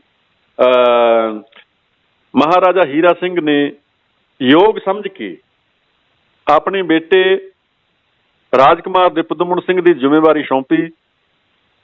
ਕਾਹਨ ਸਿੰਘ ਜੀ ਨਾਭਾ ਦਰਬਾਰ ਦੇ ਵਿੱਚ ਟਿੱਕਾ ਰਿਪਦਮਨ ਸਿੰਘ ਰਾਜਕੁਮਾਰ ਦਿਪਦਮਨ ਸਿੰਘ ਨੂੰ ਪੜ੍ਹਾਉਣ ਲੱਗੇ ਤੇ ਮਹਾਰਾਜਾ ਦੇ ਨਾਲ ਕਾਹਨ ਸਿੰਘ ਨਾਭਾ ਦਾ ਰਿਸ਼ਤਾ ਜਿਹੜਾ ਉਹ ਗਹਿਰਾ ਹੋ ਗਿਆ। ਤੇ ਇੱਥੇ ਰਹਿੰਦਿਆਂ ਹੀ ਭਾਈ ਕਾਹਨ ਸਿੰਘ ਦੇ ਪਾਸੋਂ ਮਹਾਰਾਜਾ ਹੀਰਾ ਸਿੰਘ ਨੇ ਕੁਝ ਸਾਡੇ ਜਿਹੜੀ ਪਰੰਪਰਿਕ ਸੋਚ ਦੇ ਜਿਹੜੇ ਗ੍ਰੰਥ ਸਨ, ਸਾਡੀ ਜਿਹੜੀ ਭਾਰਤੀ ਪਰੰਪਰਿਕ ਸੋਚ ਸੀ, ਸਾਡੀ ਸੰਸਕ੍ਰਿਤਿਕ ਜਿਹੜੀ ਸੋਚ ਸੀ, ਉਹਨਾਂ ਨੂੰ ਪ੍ਰਗਟਾਉਣ ਵਾਲੇ ਕੁਝ ਗ੍ਰੰਥ ਭਾਈ ਕਾਹਨ ਸਿੰਘ ਨਾਭਾ ਪਾਸੋਂ ਤਿਆਰ ਕਰਵਾਏ। ਤੇ ਸਭ ਤੋਂ ਪਹਿਲਾਂ 1884 ਦੇ ਵਿੱਚ ਭਾਈ ਕਾਹਨ ਸਿੰਘ ਨਾਭਾ ਨੇ ਇੱਕ ਨੀਤੀ ਦਾ ਗ੍ਰੰਥ ਲਿਖਿਆ ਜਿਸ ਦਾ ਨਾਮ ਹੈ ਰਾਜ ਧਰਮ। ਰਾਜ ਧਰਮ ਜਿਹੜਾ ਗ੍ਰੰਥ ਹੈ ਇਹ ਨਾ ਸਿੱਖਾਂ ਵਾਸਤੇ ਲਿਖਿਆ ਗਿਆ, ਨਾ ਹਿੰਦੂਆਂ ਵਾਸਤੇ ਲਿਖਿਆ, ਨਾ ਮੁਸਲਮਾਨਾਂ ਵਾਸਤੇ ਲਿਖਿਆ, ਇਹ ਪੂਰੇ ਸਮਾਜ ਵਾਸਤੇ ਲਿਖਿਆ ਗਿਆ ਕਿ ਸਾਡਾ ਸਮਾਜ ਕਿਵੇਂ ਚੰਗਾ ਹੋਵੇ, ਅਸੀਂ ਚੰਗੇ ਇਨਸਾਨ ਕਿਵੇਂ ਬਣੀਏ ਤੇ ਜਿਹੜੇ ਲੋਕਾਂ ਤੇ ਰਾਜ ਕਰਦੇ ਨੇ, ਰਾਜ ਕਰਨ ਵਾਲੇ ਰਾਜੇ, ਉਹ ਕਿਹੋ ਜਿਹੇ ਹੋਣੇ ਚਾਹੀਦੇ ਨੇ। ਤੋ ਸਾਰੇ ਗ੍ਰੰਥ ਨੂੰ ਜਦੋਂ ਪੜ੍ਹ ਕੇ ਵੇਖਿਆ ਜਾਂਦਾ ਹੈ ਤਾਂ ਇਹਦੇ ਵਿੱਚੋਂ ਇੱਕੋ ਹੀ ਗੱਲ ਸਾਹਮਣੇ ਆਉਂਦੀ ਹੈ ਕਿ ਰਾਜਿਆਂ ਨੂੰ ਤੇ ਆਮ ਲੋਕਾਂ ਨੂੰ ਚਰਿੱਤਰਵਾਨ ਬਣਨਾ ਚਾਹੀਦਾ। ਇਹੋ ਹੀ ਗੁਰਬਾਣੀ ਦੇ ਵਿੱਚ ਦੱਸਿਆ ਹੈ। ਗੁਰਬਾਣੀ ਵੀ ਸਾਨੂੰ ਕਹਿੰਦੀ ਹੈ ਕਿ ਬਈ ਅਸੀਂ ਜਨਮ ਲਿਆ, ਸੰਸਾਰ ਦੇ ਵਿੱਚ ਸਭ ਤੋਂ ਉੱਤਮ ਕਿਹੜੀ ਚੀਜ਼ ਹੈ? ਸੰਸਾਰ ਦੇ ਵਿੱਚ ਸਭ ਤੋਂ ਉੱਤਮ ਚੀਜ਼ ਹੈ ਸੱਚ, ਸੱਚ ਦੇ ਨਾਲ ਜੁੜਨਾ। ਤੇ ਸੱਚ ਤੋਂ ਵੀ ਵੱਡਾ ਜਿਹੜੀ ਗੱਲ ਕੀਤੀ ਹੈ ਗੁਰਬਾਣੀ ਦੇ ਵਿੱਚ, ਉਹ ਦੱਸਿਆ ਕਿ ਜਿਹੜਾ ਆਚਾਰ ਹੈ, ਆਚਰਣ ਹੈ, ਕਰੈਕਟਰ ਹੈ ਜਿਹੜਾ, ਇਹ ਸੱਚ ਤੋਂ ਵੀ ਵੱਡਾ ਹੈ। ਸੱਚੋਂ ਉਰੇ ਸਭ ਕੋ ਉੱਪਰ ਸੱਚ ਆਚਾਰ। ਸੋ ਆਚਾਰ ਤੇ ਬਹੁਤ ਜ਼ੋਰ ਦਿੱਤਾ ਹੈ। ਜਿਹੜੇ ਬੰਦੇ ਕੋਲੇ ਆਚਾਰ ਹੋਏਗਾ ਉਹੀ ਹੈ ਜਿਹੜਾ ਪਰਮ ਸ਼ਕਤੀਮਾਨ ਦੇ ਨਾਲ, ਸੱਚ ਦੇ ਨਾਲ ਜੁੜ ਸਕਦਾ ਹੈ, ਪ੍ਰਮਾਤਮਾ ਦੇ ਨਾਲ ਅਭੇਦ ਹੋ ਸਕਦਾ ਹੈ। ਤੋ ਇਹ ਗ੍ਰੰਥ ਨੂੰ ਵੇਖ ਕੇ ਮਹਾਰਾਜਾ ਹੀਰਾ ਸਿੰਘ ਬੜੇ ਪ੍ਰਭਾਵਿਤ ਹੋਏ। ਉਹਨਾਂ ਨੇ ਛਪਵਾ ਕੇ ਇਹ ਜਿਹੜਾ ਗ੍ਰੰਥ ਹੈ ਲੋਕਾਂ ਦੇ ਵਿੱਚ ਮੁਫਤ ਵੰਡਿਆ, ਜਿਹਦੇ ਵਿੱਚ ਕਿ ਪਹਿਲੀ ਵਾਰੀ ਨਸ਼ਿਆਂ ਬਾਰੇ ਵੀ ਜ਼ਿਕਰ ਹੋਇਆ ਹੈ ਕਿ ਨਸ਼ਿਆਂ ਤੋਂ ਬਚਣਾ ਚਾਹੀਦਾ ਹੈ ਤੇ ਸਾਨੂੰ ਵਿਵਚਾਰ ਤੋਂ ਬਚਣਾ ਚਾਹੀਦਾ ਹੈ, ਸਾਨੂੰ ਦੂਜੇ ਦੀ ਨਿੰਦਿਆ ਚੁਗਲੀ ਤੋਂ ਬਚਣਾ ਚਾਹੀਦਾ ਹੈ। ਤੋ ਜਿਹੜੀਆਂ ਵੀ ਬੁਰਾਈਆਂ ਇੱਕ ਇਨਸਾਨ ਦੇ ਮਨ ਦੇ ਵਿੱਚ ਹੁੰਦੀਆਂ ਨੇ, ਜਿਹੜੀ ਬੁਰੀ ਮਾਨਸਿਕਤਾ ਹੈ, ਜਿਹੜੀ ਸ਼ੈਤਾਨੀਅਤ ਹੈ, ਉਹ ਸਾਰੀ ਦੱਸੀ ਹੈ ਕਿ ਇਹ ਸ਼ੈਤਾਨੀਅਤ ਹੈ ਤੇ ਇਹ ਇਨਸਾਨੀਅਤ ਹੈ। ਸ਼ੈਤਾਨੀਅਤ ਤੇ ਇਨਸਾਨੀਅਤ ਦੇ ਨਿਖੇੜੇ ਵਾਸਤੇ ਇਹ ਜਿਹੜੀ ਪੁਸਤਕ ਹੈ ਉਦੋਂ ਬੜੀ ਮਸ਼ਹੂਰ ਹੋਈ, ਲੋਕਾਂ ਨੇ ਬੜੀ ਪਸੰਦ ਕੀਤੀ। ਤੇ ਇੱਥੇ ਰਹਿੰਦਿਆਂ ਹੀ ਮਹਾਰਾਜਾ ਹੀਰਾ ਸਿੰਘ ਦੀ ਪ੍ਰੇਰਨਾ ਦੇ ਨਾਲ ਇੱਕ ਹੋਰ ਵੱਡਾ ਗ੍ਰੰਥ ਭਾਈ ਕਾਹਨ ਸਿੰਘ ਨਾਭਾ ਨੇ ਟੀਕਾ ਜੈਮਨੀ ਸਮੇਤ ਤਿਆਰ ਕੀਤਾ। ਤੇ ਇੱਥੇ ਰਹਿੰਦਿਆਂ ਹੀ ਇੱਕ ਮਰਿਆਦਾ ਪੁਰਸ਼ੋਤਮ ਸ੍ਰੀ ਰਾਮਚੰਦਰ ਜੀ ਦੇ ਜੀਵਨ ਦੇ ਨਾਲ ਸੰਬੰਧਿਤ ਨਾਟਕ ਭਾਵਾਰਥ ਦੀਪਕਾ ਗ੍ਰੰਥ ਵੀ ਇੱਥੇ ਤਿਆਰ ਕੀਤਾ। ਇੱਥੇ ਹੀ ਵਿਸ਼ਨੂੰ ਪੁਰਾਣ ਦਾ ਟੀਕਾ ਵੀ ਭਾਈ ਕਾਹਨ ਸਿੰਘ ਨਾਭਾ ਨੇ ਕੀਤਾ। ਸੋ ਮਾਨ ਸਾਹਿਬ ਜੀ, ਜਿਹੜੀਆਂ ਆਪਾਂ ਗੱਲਾਂ ਕਰ ਰਹੇ ਹਾਂ, ਕਈ ਵਾਰੀ ਸੁਣਨ ਨੂੰ ਮਿਲਦਾ ਹੈ ਕਿ ਕਾਹਨ ਸਿੰਘ ਨਾਭਾ ਤਾਂ ਸਿੱਖਾਂ ਦੇ ਲੇਖਕ ਨੇ। ਤੋ ਜਦੋਂ ਵੇਖਿਆ ਜਾਵੇ ਸਾਡੇ ਜਿਹੜੇ ਲੋਕ ਨੇ ਉਹ ਗਹਿਰਾਈ ਦੇ ਨਾਲ ਇਤਿਹਾਸ ਨੂੰ ਪੜ੍ਹਦੇ ਨਹੀਂ, ਕਿਤਾਬਾਂ ਨੂੰ ਨਹੀਂ ਪੜ੍ਹਦੇ, ਕਿਸੇ ਲੇਖਕ ਦੀ ਜੀਵਨੀ ਨੂੰ ਨਹੀਂ ਪੜ੍ਹਦੇ ਤੇ ਐਵੇਂ ਹੀ ਬੋਲ ਦਿੰਦੇ ਨੇ। ਤੋ ਜੇ ਦੇਖਿਆ ਜਾਵੇ ਇਹ ਜਿਹੜੇ ਗ੍ਰੰਥ ਨੇ ਨਾਭਾ ਦਰਬਾਰ ਦੇ ਵਿੱਚ ਲਿਖੇ, ਟੀਕਾ ਜੈਮਨੀ ਅਸੁਮੇਧ, ਨਾਟਕ ਭਾਵਾਰਥ ਦੀਪਕਾ, ਟੀਕਾ ਵਿਸ਼ਨੂੰ ਪੁਰਾਣ, ਇਹ ਅਜਿਹੇ ਗ੍ਰੰਥ ਨੇ ਜਿਨ੍ਹਾਂ ਦਾ ਸੰਬੰਧ ਸਿੱਖ ਧਰਮ ਦੇ ਨਾਲ ਨਹੀਂ ਹੈ, ਇਹਨਾਂ ਦਾ ਸੰਬੰਧ ਭਾਰਤੀ ਸੰਸਕ੍ਰਿਤੀ ਦੇ ਨਾਲ ਹੈ। ਇਹ ਸਾਨੂੰ ਭਾਰਤੀ ਸੰਸਕ੍ਰਿਤੀ ਬਾਰੇ ਜਾਣਕਾਰੀ ਦਿੰਦੇ ਨੇ ਕਿ ਅਸਲ ਦੇ ਵਿੱਚ ਜਿਹੜਾ ਸਾਡਾ ਸਨਾਤਨੀ ਜਿਹੜੀ ਸਾਡੀ ਵਿਚਾਰਧਾਰਾ ਹੈ, ਵੈਦਿਕ ਜਿਹੜੀ ਸਾਡੀ ਵਿਚਾਰਧਾਰਾ ਹੈ, ਜਾਂ ਫਿਰ ਸਾਡੇ ਜਿਹੜੇ ਮਹਾਂਕਾਵ ਨੇ ਉਹਨਾਂ ਦੇ ਵਿੱਚ ਜਿਹੜੇ ਸਾਡੇ ਰਹਿਬਰ ਦਰਸਾਏ ਗਏ ਨੇ, ਉਹਨਾਂ ਦੇ ਜਿਹੜੇ ਜੀਵਨ ਨੇ ਕਿਹੋ ਜਿਹੇ ਨੇ, ਸਾਡੇ ਰਿਸ਼ੀ ਮੁਨੀ ਕਿਹੋ ਜਿਹੇ ਹੁੰਦੇ ਸਨ, ਉਹਨਾਂ ਤੋਂ ਅਸੀਂ ਹੁਣ ਕੀ ਸਿੱਖਿਆ ਲੈ ਸਕਦੇ ਹਾਂ, ਹੁਣ ਅਸੀਂ ਨਵੇਂ ਜ਼ਮਾਨੇ ਦੇ ਵਿੱਚ ਇਹਨਾਂ ਤੋਂ ਕੀ ਸਿੱਖਿਆ ਲੈ ਸਕਦੇ ਹਾਂ। ਇਹ ਜਿਹੜੇ ਅਰਥ ਭਾਵ ਨੇ ਬੜੇ ਹੀ ਕਲਾਮਈ ਢੰਗ ਦੇ ਨਾਲ ਭਾਈ ਕਾਹਨ ਸਿੰਘ ਨਾਭਾ ਨੇ ਬਿਆਨ ਕੀਤੇ ਤੇ ਇਹਨਾਂ ਵੇਖਦਿਆਂ ਹੋਇਆਂ ਮਹਾਰਾਜਾ ਹੀਰਾ ਸਿੰਘ ਜਾਣ ਗਏ ਕਿ ਇਹ ਜਿਹੜਾ ਨੌਜਵਾਨ ਮੇਰੇ ਪਾਸ ਆਇਆ ਹੈ, ਇਹ ਤਾਂ ਇੱਕ ਕੋਈ ਬਹੁਤ ਵੱਡੇ ਵਿਦਵਾਨ ਨੇ, ਇਹ ਤਾਂ ਬਹੁਤ ਕੁਝ ਕਰ ਸਕਦੇ ਨੇ। ਤਾਂ ਮਹਾਰਾਜਾ ਹੀਰਾ ਸਿੰਘ ਇੰਨੇ ਖੁਸ਼ ਹੋਏ ਕਿ ਉਹ ਭਾਈ ਕਾਹਨ ਸਿੰਘ ਨਾਭਾ ਨੂੰ ਨੀਤੀ ਜੀ ਆ ਕੇ ਬੁਲਾਉਂਦੇ ਸਨ। ਉਹਨਾਂ ਨੂੰ ਨੀਤੀ ਜੀ ਆ ਕੇ ਬੁਲਾਉਂਦੇ ਤੇ 1902 ਦੇ ਵਿੱਚ ਮਹਾਰਾਜਾ ਹੀਰਾ ਸਿੰਘ ਨੇ ਆਪ ਨੂੰ ਨਾਭਾ ਰਿਆਸਤ ਦਾ ਵਕੀਲ ਬਣਾ ਦਿੱਤਾ ਤੇ ਜਿਹੜੇ ਫੂਲਕੀਆਂ ਰਿਆਸਤ ਦੇ ਉਦੋਂ ਪੋਲੀਟੀਕਲ ਏਜੰਟ ਸਨ, ਅੰਗਰੇਜ਼ ਅਫਸਰ ਕਰਨਲ ਡਨਲਪ ਸਮਿਥ, ਉਹਨਾਂ ਦੇ ਪਾਸ ਨਾਭਾ ਰਿਆਸਤ ਦਾ ਪ੍ਰਤੀਨਿਧੀ ਬਣਾ ਕੇ ਭੇਜਿਆ ਤੇ ਅੱਗੇ ਜਾ ਕੇ ਜਦੋਂ ਅੰਗਰੇਜ਼ ਅਫਸਰ ਨੂੰ ਮਿਲਦੇ ਨੇ ਕਰਨਲ ਡਨਲਪ ਸਮਿਥ ਨੂੰ, ਉਹ ਵੀ ਕਾਹਨ ਸਿੰਘ ਨਾਭਾ ਤੋਂ ਬੜੇ ਪ੍ਰਭਾਵਿਤ ਹੁੰਦੇ ਨੇ। ਕਰਨਲ ਡਨਲਪ ਸਮਿਥ ਹੀ ਨਹੀਂ ਸਗੋਂ ਉਹਨਾਂ ਦੀ ਮੇਮ ਸਾਹਿਬ ਤੇ ਉਹਨਾਂ ਦੇ ਬੱਚੇ, ਉਹਨਾਂ ਦੇ ਬੇਟੇ ਬੇਟੀਆਂ ਜੋ ਵੀ ਪਰਿਵਾਰ ਦੇ ਵਿੱਚ ਸਨ, ਤਾਂ ਕਾਹਨ ਸਿੰਘ ਨਾਭਾ ਤੋਂ ਬੜੇ ਪ੍ਰਭਾਵਿਤ ਹੁੰਦੇ ਨੇ। ਤਾਂ ਉੱਥੇ ਪੋਲੀਟੀਕਲ ਏਜੰਟ ਦੇ ਪਾਸ ਜਾ ਕੇ ਨਾਭਾ ਰਿਆਸਤ ਦੀ ਜਿਹੜੀਆਂ ਸਮੱਸਿਆਵਾਂ ਸਨ, ਨਾਭਾ ਰਿਆਸਤ ਦੀ ਜਿਹੜੀ ਕੋਈ ਜ਼ਮੀਨ ਅੰਗਰੇਜ਼ਾਂ ਦੇ ਕਬਜ਼ੇ ਦੇ ਵਿੱਚ ਸੀ ਉਦੋਂ ਕਿਸੇ ਕਾਰਨ ਕਰਕੇ, ਜਾਂ ਹੋਰ ਕੋਈ ਸਮੱਸਿਆਵਾਂ ਸਨ, ਉਹ ਸਾਰੀਆਂ ਅੰਗਰੇਜ਼ ਜਿਹੜਾ ਵਿਦਵਾਨ ਹੈ ਕਰਨਲ ਡਨਲਪ ਸਮਿਥ, ਉਹਦੇ ਨਾਲ ਮਿਲ ਕੇ ਭਾਈ ਕਾਹਨ ਸਿੰਘ ਨਾਭਾ ਨੇ ਹੱਲ ਕੀਤੀਆਂ। ਤੇ ਹੌਲੀ ਹੌਲੀ ਕਰਨਲ ਡਨਲਪ ਸਮਿਥ ਦੇ ਉੱਪਰ ਇੰਨਾ ਪ੍ਰਭਾਵ ਪਿਆ ਕਿ 1905 ਦੇ ਵਿੱਚ ਕਰਨਲ ਡਨਲਪ ਸਮਿਥ ਨੇ ਮਹਾਰਾਜਾ ਹੀਰਾ ਸਿੰਘ ਨਾਭਾਪਤੀ ਨੂੰ ਇੱਕ ਚਿੱਠੀ ਲਿਖੀ, ਜਿਹਦੇ ਵਿੱਚ ਉਹਨੇ ਦੱਸਿਆ ਕਿ ਮੈਂ ਇਸ ਅਹੁਦੇ ਤੇ ਰਹਿੰਦਿਆਂ ਹੋਇਆਂ, ਪੋਲੀਟੀਕਲ ਏਜੰਟ ਦੇ ਅਹੁਦੇ ਤੇ ਰਹਿੰਦਿਆਂ ਹੋਇਆਂ, ਫੂਲਕੀਆਂ ਰਿਆਸਤਾਂ ਜੀਂਦ, ਪਟਿਆਲਾ ਤੇ ਹੋਰ ਵੀ ਕਈ ਜਿਹੜੀਆਂ ਰਿਆਸਤਾਂ ਨੇ ਉਹਨਾਂ ਦੇ ਬੰਦਿਆਂ ਨੂੰ ਵੀ ਮਿਲਿਆ, ਪਰੰਤੂ ਫੂਲਕੀਆਂ ਰਿਆਸਤਾਂ ਦੇ ਕੰਮ ਕਰਦੇ ਹੋਏ ਮੈਂ ਅੱਜ ਤੱਕ ਭਾਈ ਕਾਹਨ ਸਿੰਘ ਨਾਭਾ ਵਰਗਾ ਕੋਈ ਅਫਸਰ ਨਹੀਂ ਵੇਖਿਆ। ਕਿਉਂਕਿ ਕਾਹਨ ਸਿੰਘ ਨਾਭਾ ਦਾ ਜਿਹੜਾ ਉਹ ਅਹੁਦਾ ਸੀ ਉਦੋਂ ਅਫਸਰ ਦਾ ਅਹੁਦਾ ਸੀ। ਨਾਭਾ ਰਿਆਸਤ ਦੇ ਵਿੱਚ ਕਾਹਨ ਸਿੰਘ ਨਾਭਾ ਨੇ ਸਿਟੀ ਮੈਜਿਸਟ੍ਰੇਟ ਦੇ ਤੌਰ ਤੇ ਵੀ ਕੰਮ ਕੀਤਾ ਹੈ, ਨਹਿਰ ਨਾਜ਼ਮ ਦੇ ਤੌਰ ਤੇ ਵੀ ਕੰਮ ਕੀਤਾ ਹੈ, ਡਿਪਟੀ ਕਮਿਸ਼ਨਰ ਦੇ ਤੌਰ ਤੇ ਵੀ ਕੰਮ ਕੀਤਾ ਹੈ। ਤੋਂ ਇਹ ਸਾਰੇ ਜਿਹੜੇ ਅਹੁਦੇ ਸਨ, ਇਹਨਾਂ ਤੋਂ ਬਾਅਦ ਹੀ ਕਾਹਨ ਸਿੰਘ ਨਾਭਾ ਨੂੰ 1902 ਦੇ ਵਿੱਚ ਵਕੀਲ ਬਣਾ ਕੇ ਪੋਲੀਟੀਕਲ ਏਜੰਟ ਦੇ ਪਾਸ ਭੇਜਿਆ ਗਿਆ ਸੀ। ਤੋਂ ਡਨਲਪ ਸਮਿਥ ਨੇ ਪ੍ਰਭਾਵਿਤ ਹੁੰਦੇ ਨੇ ਕਿ ਮੈਂ ਇੰਨੇ ਲੋਕਾਂ ਨੂੰ ਮਿਲਿਆ, ਮਹਾਰਾਜਾ ਹੀਰਾ ਸਿੰਘ ਨੂੰ ਦੱਸਦੇ ਨੇ ਕਿ ਮਹਾਰਾਜਾ ਮੈਂ ਇੰਨੇ ਲੋਕਾਂ ਨੂੰ ਮਿਲਿਆ, ਪਰੰਤੂ ਮੇਰੀ ਨਿਗਾਹ ਵਿੱਚ ਸਰਦਾਰ ਕਾਹਨ ਸਿੰਘ ਦੀ ਬਹੁਤ ਇੱਜ਼ਤ ਹੈ। ਮੈਨੂੰ ਫੂਲਕੀਆਂ ਰਿਆਸਤਾਂ ਦੇ ਵਿੱਚ ਕੋਈ ਅਜਿਹਾ ਅਫਸਰ ਨਹੀਂ ਮਿਲਿਆ ਜੋ ਆਪਣੇ ਮਹਾਰਾਜਾ ਤੇ ਆਪਣੀ ਰਿਆਸਤ ਦੇ ਕੰਮ ਨੂੰ ਇੰਨੀ ਇਮਾਨਦਾਰੀ ਨਾਲ ਕਰਦਾ ਹੋਵੇ।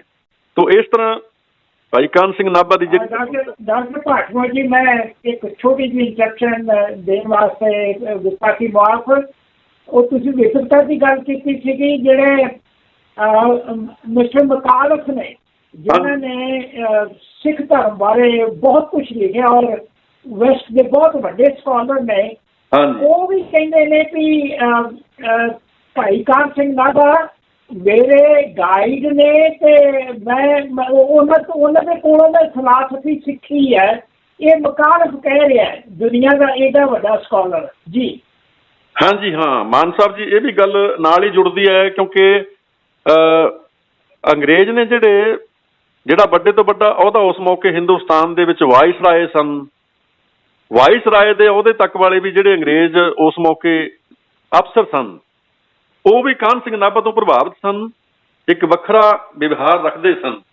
ਤੋ ਜਿੱਥੋਂ ਤੱਕ ਮੈਕਾਲਫ ਦੀ ਗੱਲ ਹੈ, ਮੈਕਾਲਫ ਦੀ ਵੀ ਜਿਹੜੀ ਪੁਸਤਕ ਮਿਸਟਰ M.A. ਮੈਕਾਲਫ ਨੇ ਜਿਹੜੀ ਪੁਸਤਕ ਲਿਖੀ ਹੈ ਸਿੱਖ ਰਿਲੀਜਨ, ਉਹਦੀ ਤਿਆਰੀ ਵਾਸਤੇ ਵੀ ਮੈਕਾਲਫ ਨੂੰ ਸਿੱਖ ਧਰਮ ਦੀ ਸਿੱਖਿਆ ਦੇਣ ਵਾਸਤੇ, ਮੈਕਾਲਫ ਨੂੰ ਸਿੱਖ ਧਰਮ ਦੇ ਸਿਧਾਂਤਾਂ ਦੀ ਜਾਣਕਾਰੀ ਦੇਣ ਵਾਸਤੇ ਭਾਈ ਕਾਹਨ ਸਿੰਘ ਨਾਭਾ ਦਾ ਹੀ ਇੱਕ ਵੱਡਾ ਯੋਗਦਾਨ ਹੈ।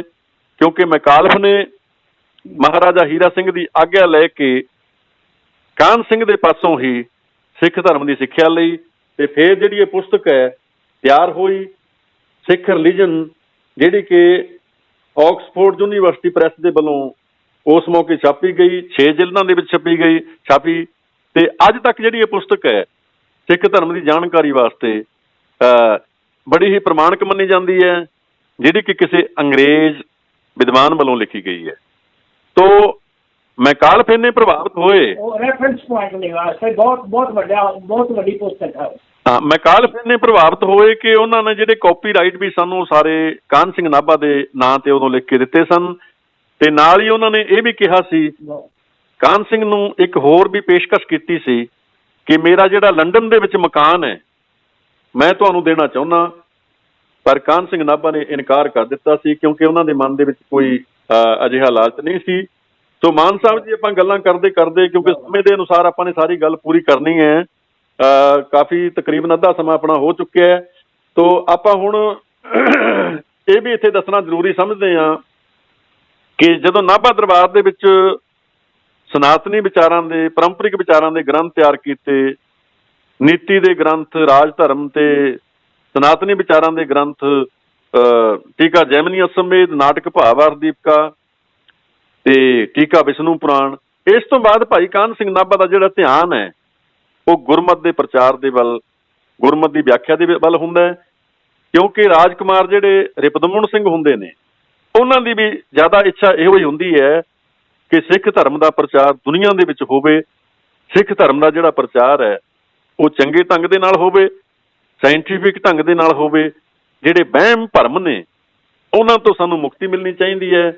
ਤਾਂ ਭਾਈ ਕਾਹਨ ਸਿੰਘ ਨਾਭਾ ਨੇ ਇੱਥੇ ਹੀ, ਇਸੇ ਮੌਕੇ ਹੀ ਨਾਭਾ ਦਰਬਾਰ ਦੇ ਵਿੱਚ ਸੇਵਾ ਕਰਦਿਆਂ ਹੋਇਆਂ ਗੁਰਮਤ ਪ੍ਰਭਾਕਰ, ਗੁਰਮਤ ਸੁਧਾਕਰ, ਗੁਰਗਿਰਾ ਕਸੌਟੀ, ਸਦਕਾ ਪਰਮਾਰਥ ਤੇ ਹਮ ਹਿੰਦੂ ਨਹੀਂ ਵਰਗੀਆਂ ਲਾਸਾਨੀ ਪੁਸਤਕਾਂ ਲਿਖੀਆਂ, ਜਿਨ੍ਹਾਂ ਦੀ ਪ੍ਰਮਾਣਿਕਤਾ ਅੱਜ ਵੀ ਹੈ ਤੇ ਆਉਣ ਵਾਲੇ ਸਮੇਂ ਦੇ ਵਿੱਚ ਵੀ ਰਹੇਗੀ।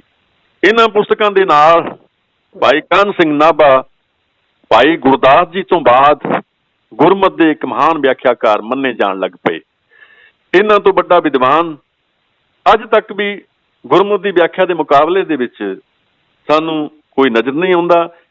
ਤੇ ਦੂਜੀ ਜਿਹੜੀ ਵੱਡੀ ਗੱਲ ਹੈ ਉਹ ਇਹ ਹੈ ਕਿ ਭਾਈ ਕਾਹਨ ਸਿੰਘ ਨਾਭਾ ਨੇ ਆਲੋਚਨਾ ਦਾ ਵੀ ਕੰਮ ਹੈ ਜਿਹੜਾ ਉਹ ਆਰੰਭ ਕੀਤਾ।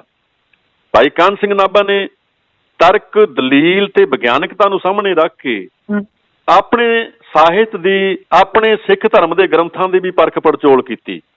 ਜਿਹੜੀ ਕੋਈ ਗੱਲ ਤਰਕ ਦੀ ਕਸੌਟੀ ਤੇ ਪੂਰੀ ਨਹੀਂ ਉਤਰਦੀ ਸੀ ਜਾਂ ਵਿਗਿਆਨਕ ਨਹੀਂ ਲੱਗਦੀ ਸੀ, ਉਸ ਨੂੰ ਭਾਈ ਕਾਹਨ ਸਿੰਘ ਨਾਭਾ ਨੇ ਨਹੀਂ ਮੰਨਿਆ। ਤੇ ਪਹਿਲੀ ਵਾਰੀ ਭਾਈ ਕਾਹਨ ਸਿੰਘ ਨਾਭਾ ਨੇ ਗੁਰਬਾਣੀ ਨੂੰ ਸਾਹਿਤ ਦੇ ਨਾਲ ਵੀ ਜੋੜਿਆ। ਭਾਈ ਸਾਹਿਬ ਨੇ ਦੱਸਿਆ ਕਿ ਗੁਰਬਾਣੀ ਪ੍ਰਮਾਤਮਾ ਦੇ ਨਾਲ ਜੋੜਦੀ ਹੈ। ਸਾਡਾ ਮੂਲ ਮਕਸਦ, ਮੂਲ ਜਿਹੜਾ ਪ੍ਰਯੋਜਨ ਹੈ, ਬੰਦੇ ਦਾ ਜਿਹੜਾ ਮੂਲ ਮਕਸਦ ਹੈ ਉਹ ਤਾਂ ਇਹੋ ਹੀ ਹੈ ਕਿ ਇਹ ਜਨਮ ਦੇ ਵਿੱਚ ਉਸ ਪਰਮੇਸ਼ਰ ਦੇ ਨਾਲ ਜੁੜੇ, ਤੇ ਦੂਜਾ ਇੱਕ ਮਨੋਰਥ ਹੈ ਸਮਾਜ ਦੀ ਸੇਵਾ ਕਰੇ। ਤੇ ਪਈ ਪ੍ਰਾਪਤ ਮਾਨੁਖ ਦੇ ਹੁਰੀਆ, ਗੋਬਿੰਦ ਮਿਲਣ ਕੀ ਇਹ ਤੇਰੀ ਬਰੀਆ। ਇਹ ਸਿਧਾਂਤ ਨੂੰ ਮੰਨਦਿਆਂ ਹੋਇਆਂ ਭਾਈ ਕਾਹਨ ਸਿੰਘ ਨਾਭਾ ਨੇ ਰੂਹਾਨੀਅਤ ਦੇ ਨਾਲ ਨਾਲ ਗੁਰਬਾਣੀ ਦੀ ਜਿਹੜੀ ਪਰਖ ਪੜਚੋਲ ਹੈ, ਵਿਆਖਿਆ ਹੈ, ਉਹ ਕਲਾਤਮਕ ਪੱਖ ਤੋਂ ਵੀ ਕੀਤੀ। ਭਾਈ ਕਾਹਨ ਸਿੰਘ ਨਾਭਾ ਨੇ ਗੁਰਬਾਣੀ ਦੇ ਜਿਹੜੇ 31 ਰਾਗ ਜਾਂ ਹੋਰ ਉਹਦੇ ਵਿੱਚ ਉਪ ਰਾਗ ਨੇ, ਉਹਨਾਂ ਬਾਰੇ ਵੀ ਦੱਸਿਆ ਕਿ ਇਹ ਵੀ ਸਾਡੇ ਪਾਸ ਇੱਕ ਬਹੁਤ ਵੱਡਾ ਖਜ਼ਾਨਾ ਹੈ। ਸਾਰੇ ਜਿਹੜੇ ਰਾਗ ਹਨ ਉਹਨਾਂ ਦੇ ਸਰੂਪ ਦੱਸੇ, ਗੁਰਬਾਣੀ ਦੀਆਂ ਜਿਹੜੀਆਂ ਵਿਆਖਿਆ ਸ਼ੈਲੀਆਂ ਨੇ ਉਹਨਾਂ ਬਾਰੇ ਜਾਣਕਾਰੀ ਦਿੱਤੀ। ਗੁਰਬਾਣੀ ਦੇ ਵਿੱਚ ਜਿਹੜੇ ਛੋਟੇ ਛੋਟੇ ਸਿਰਲੇਖ ਆਉਂਦੇ ਨੇ ਛੋਟੇ ਛੋਟੇ ਜਿਹੜੇ ਸਿਰਲੇਖ ਨੇ ਜਿਨ੍ਹਾਂ ਦਾ ਸੰਗੀਤ ਦੇ ਨਾਲ ਸੰਬੰਧ ਹੈ, ਉਹਨਾਂ ਬਾਰੇ ਵੀ ਦੱਸਿਆ ਕਿ ਇਹਦਾ ਮਤਲਬ ਕੀ ਹੈ, ਇਹਦਾ ਮਤਲਬ ਕੀ ਹੈ। ਤੇ ਨਾਲ ਹੀ ਸਾਹਿਤਕ ਪੱਖ ਤੋਂ ਗੁਰਬਾਣੀ ਦੀ ਪਰਖ ਪੜਚੋਲ ਕਰਕੇ ਇਹ ਵੀ ਦੱਸਿਆ ਕਿ ਸਾਡੇ ਗੁਰੂਆਂ ਨੇ ਕਿਹੜੇ ਕਿਹੜੇ ਛੰਦ ਵਰਤੇ ਨੇ, ਛੰਦ ਕੀ ਹੁੰਦਾ ਹੈ, ਛੰਦ ਬਾਰੇ ਅਲੱਗ ਪੁਸਤਕ ਲਿਖੀ ਗੁਰੂ ਛੰਦ ਦਿਵਾਕਰ। ਨਾਲ ਹੀ ਭਾਈ ਕਾਹਨ ਸਿੰਘ ਨਾਭਾ ਨੇ ਆਪਣੇ ਸ਼ਰਧਾਲੂਆਂ ਨੂੰ, ਨਵੇਂ ਪਾਠਕਾਂ ਨੂੰ ਇਹ ਵੀ ਜਾਣਕਾਰੀ ਦਿੱਤੀ ਕਿ ਕਵਿਤਾ ਦੇ ਵਿੱਚ, ਕਾਵਿ ਦੇ ਵਿੱਚ ਜਿਵੇਂ ਰਾਗ ਹੁੰਦਾ, ਛੰਦ ਹੁੰਦਾ, ਇਸੇ ਤਰ੍ਹਾਂ ਅਲੰਕਾਰ ਵੀ ਹੁੰਦੇ ਨੇ।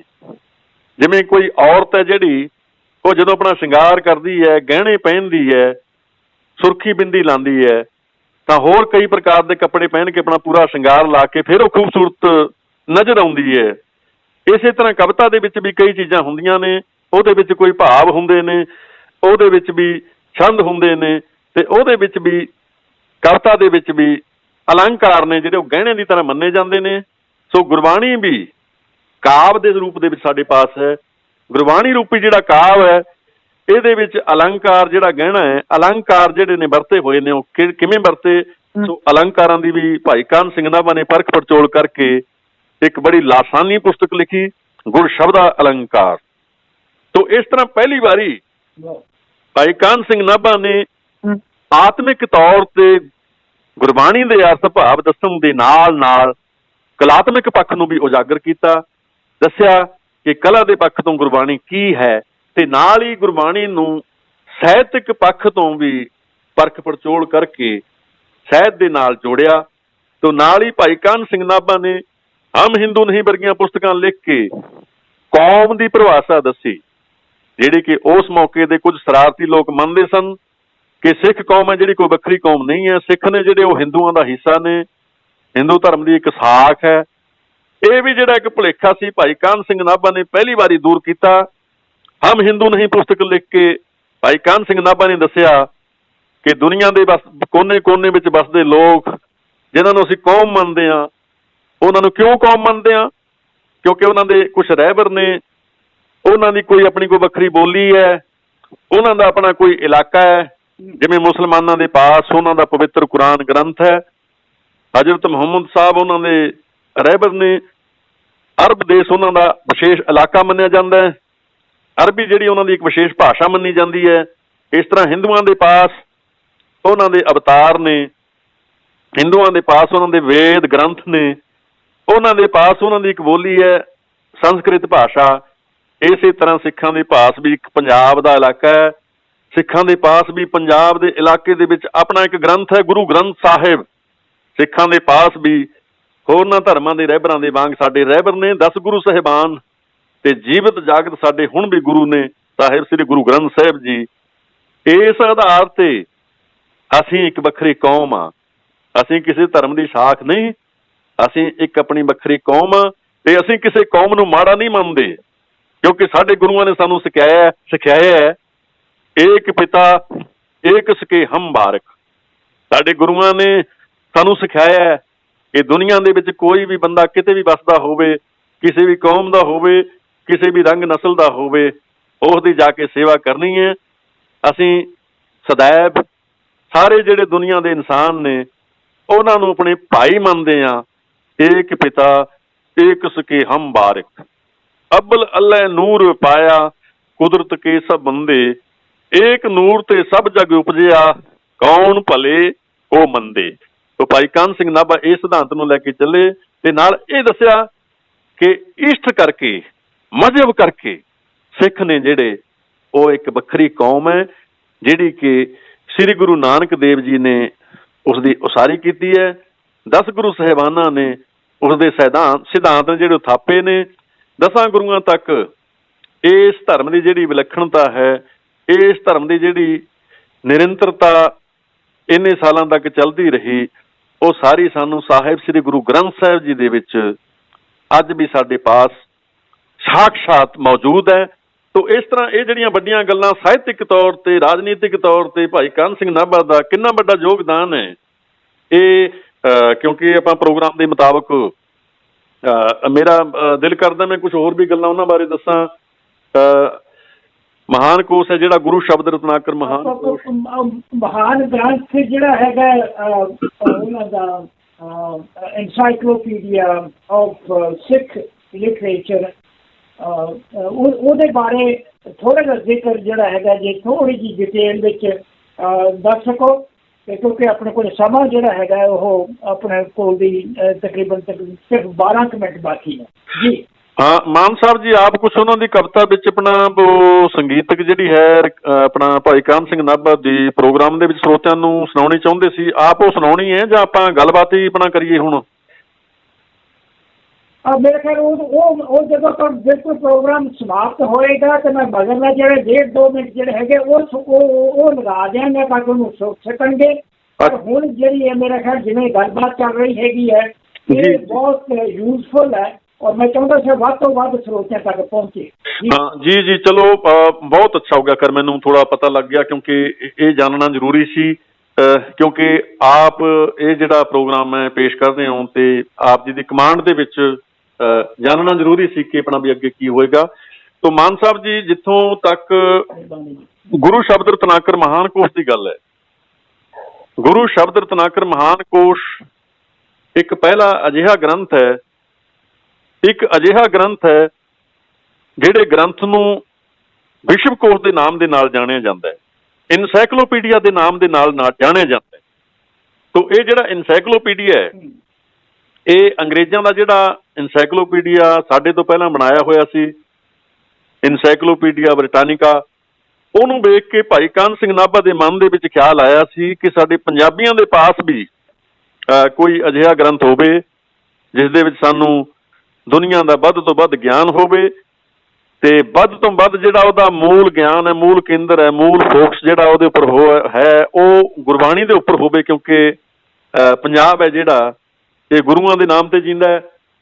ਤੋ ਇਹ ਆਪਣੇ ਸੰਕਲਪ ਨੂੰ ਪੂਰਾ ਕਰਨ ਵਾਸਤੇ ਭਾਈ ਕਾਹਨ ਸਿੰਘ ਨਾਭਾ ਨੇ 15 ਸਾਲ ਦੀ ਮਿਹਨਤ ਕਰਕੇ ਗੁਰੂ ਸ਼ਬਦ ਰਤਨਾਕਰ ਗ੍ਰੰਥ ਹੈ ਜਿਹੜਾ ਉਹ ਗੁਰੂ ਸ਼ਬਦ ਰਤਨਾਕਰ ਮਹਾਨ ਕੋਸ਼ ਤਿਆਰ ਕੀਤਾ ਤੇ ਬੜੀ ਮਿਹਨਤ ਦੇ ਨਾਲ ਇਕੱਲਿਆਂ ਨੇ ਕੀਤਾ। ਅਸੀਂ ਸੋਚਦੇ ਹਾਂ ਕਿ ਇੰਨਾ ਵੱਡਾ ਕੰਮ ਹੈ ਜਿਹੜਾ ਉਹ ਵਿਅਕਤੀ ਇਕੱਲਾ ਉਹਨਾਂ ਨੇ ਕਿਵੇਂ ਕੀਤਾ ਹੋਵੇਗਾ, ਕਿਉਂਕਿ ਨਾਲ ਜਿਹੜੀਆਂ ਉਹਨਾਂ ਦੀਆਂ ਜ਼ਿੰਮੇਵਾਰੀਆਂ ਸਨ ਉਹ ਸਾਹਿਤ ਰਚਨਾ ਇਕੱਲੀ ਉਹਨਾਂ ਦੀ ਕੋਈ ਜ਼ਿੰਮੇਵਾਰੀ ਨਹੀਂ ਸੀ, ਨਾਲ ਹੋਰ ਵੀ ਜ਼ਿੰਮੇਵਾਰੀਆਂ ਸਨ। ਜਿਵੇਂ ਕਿ ਮੈਂ ਪਹਿਲਾਂ ਦੱਸਿਆ ਕਿ ਉਹ 1902 ਦੇ ਵਿੱਚ ਪੋਲੀਟੀਕਲ ਏਜੰਟ ਸੀ ਜਿਹੜੇ ਉਹਦੇ ਪਾਸ ਗਏ, ਵਕੀਲ ਬਣ ਕੇ ਮੈਜਿਸਟ੍ਰੇਟ ਵੀ ਰਹੇ ਨੇ, ਡਿਪਟੀ ਕਮਿਸ਼ਨਰ ਵੀ ਰਹੇ ਨੇ, ਨਹਿਰ ਨਾਜ਼ਮ ਵੀ ਬਣੇ ਨੇ। ਤਾਂ ਉਹ ਜਿਹੜੇ ਅਹੁਦੇ ਸੀ ਉਹਨਾਂ ਦੇ ਜਿਹੜੇ ਕੰਮ ਸੀ ਉਹ ਸੰਭਾਲਦੇ ਹੋਏ ਨਾਲ ਇਨਸਾਈਕਲੋਪੀਡੀਆ ਵੀ ਤਿਆਰ ਕੀਤਾ 15 ਸਾਲ ਦੇ ਵਿੱਚ, ਜਿਹੜਾ ਕਿ ਦਰਬਾਰ ਪਟਿਆਲਾ ਨੇ 51,000 ਰੁਪਇਆ ਦੇ ਕੇ ਮਹਾਰਾਜਾ ਭੁਪਿੰਦਰ ਸਿੰਘ ਜੀ ਨੇ ਦਰਬਾਰ ਪਟਿਆਲਾ ਵੱਲੋਂ ਛਪਵਾਇਆ। ਤੇ ਇਹ ਜਿਹੜਾ ਮਹਾਨ ਕੋਸ਼ ਹੈ ਇਨਸਾਈਕਲੋਪੀਡੀਆ ਆਫ ਸਿੱਖ ਲਿਟਰੇਚਰ, ਉਸ ਤੋਂ ਬਾਅਦ ਦਰਬਾਰ ਪਟਿਆਲਾ ਤੋਂ ਬਾਅਦ ਭਾਸ਼ਾ ਵਿਭਾਗ ਪੰਜਾਬ ਨੇ ਛਾਪਿਆ ਤੇ ਭਾਸ਼ਾ ਵਿਭਾਗ ਦਾ ਛਾਪਿਆ ਹੋਇਆ ਹੁਣ ਤੱਕ 9ਵਾਂ ਜਿਹੜਾ ਐਡੀਸ਼ਨ ਹੈ ਇਹਦਾ ਹੁਣ ਆਇਆ ਹੋਇਆ, ਜਿਹਦੇ ਕਿ ਪਿੱਛੇ ਜੇ 10,000 ਕਾਪੀਆਂ ਹੁਣ ਛਪੀਆਂ ਸਨ, ਉਹਦੇ ਵਿੱਚੋਂ ਵੀ 7,000 ਕਾਪੀਆਂ ਨੇ ਜਿਹੜੀਆਂ ਵਿਕ ਚੁੱਕੀਆਂ ਨੇ।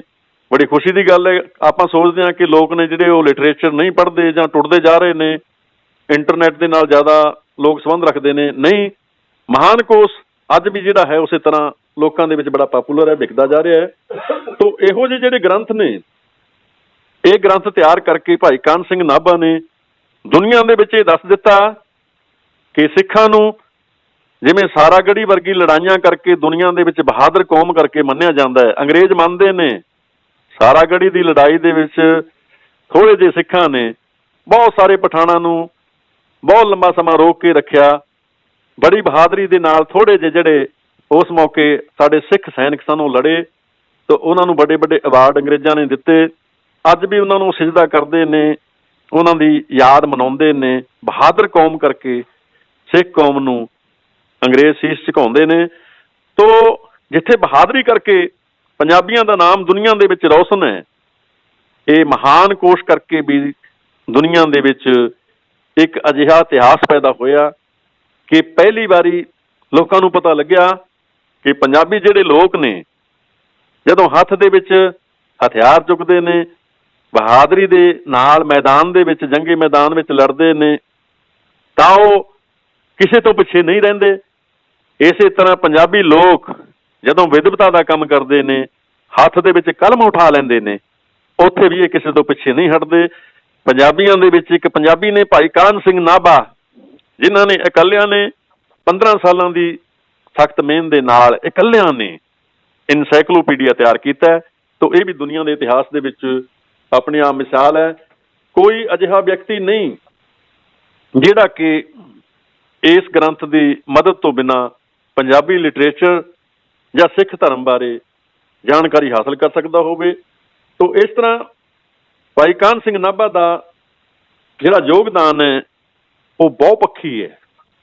ਤਾਂ ਅੱਗੇ ਵੀ ਜੇਕਰ ਇੱਛਾ ਹੋਵੇ ਭਾਈ ਕਾਹਨ ਸਿੰਘ ਨਾਭਾ ਨੂੰ ਇੱਕ ਕਵੀ ਦੇ ਤੌਰ ਤੇ, ਜਿਹੜਾ ਉਹਨਾਂ ਦਾ ਕਾਵਿ ਸੰਸਾਰ ਹੈ, ਕਾਵਿ ਰਚਨਾਵਾਂ ਨੇ, ਮੈਂ ਉਹਨਾਂ ਬਾਰੇ ਵੀ ਕੁਛ ਗੱਲ ਕਰਨੀ ਚਾਹਾਂਗਾ ਜੇਕਰ ਸਮਾਂ ਹੋਵੇ। ਮਾਨ ਸਾਹਿਬ ਜੀ। ਹਾਂ, ਬਿਲਕੁਲ ਕਰ ਸਕਦੇ ਹੋ ਜੀ। ਹਾਂ, ਕਿਉਂਕਿ ਉਹਨਾਂ ਦੀ ਜਿਹੜੀ ਸ਼ਖਸੀਅਤ ਹੈ ਉਹ ਬਹੁਪੱਖੀ ਸ਼ਖਸੀਅਤ ਹੈ। ਉਹ ਇੱਕ ਨੀਤੀਵਾਨ ਵੀ ਸਨ, ਇੱਕ ਚੰਗੇ ਟੀਕਾਕਾਰ ਵੀ ਸਨ, ਗੁਰਬਾਣੀ ਦੇ ਵਿਆਖਿਆਕਾਰ ਵੀ ਸਨ, ਤੇ ਇੱਕ ਜਿਹੜੀ ਉਹਨਾਂ ਦੀ ਸ਼ਖਸੀਅਤ ਦਾ ਹੋਰ ਪੱਖ ਹੈ ਉਹ ਇਹ ਹੈ ਕਿ ਭਾਈ ਕਾਹਨ ਸਿੰਘ ਨਾਭਾ ਇੱਕ ਚੰਗੇ ਕਵੀ ਵੀ ਸਨ। ਉਹਨਾਂ ਦਾ ਜਿਹੜਾ ਆਰੰਭ ਹੈ ਉਹ ਕਵਿਤਾ ਲਿਖਣ ਦੇ ਨਾਲ ਹੀ ਹੋਇਆ। ਭਗਵਾਨ ਸਿੰਘ ਦੁੱਗ ਦੇ ਪਾਸੋਂ ਉਹਨਾਂ ਨੇ ਕਵਿਤਾ ਲਿਖਣੀ ਆਰੰਭ ਕੀਤੀ, ਸਿੱਖਿਆ ਲਈ, ਤੇ ਆਰੰਭਲੇ ਦੌਰ ਦੇ ਵਿੱਚ ਭਾਈ ਕਾਹਨ ਸਿੰਘ ਨਾਭਾ ਨੇ ਕਵਿਤਾਵਾਂ ਲਿਖੀਆਂ।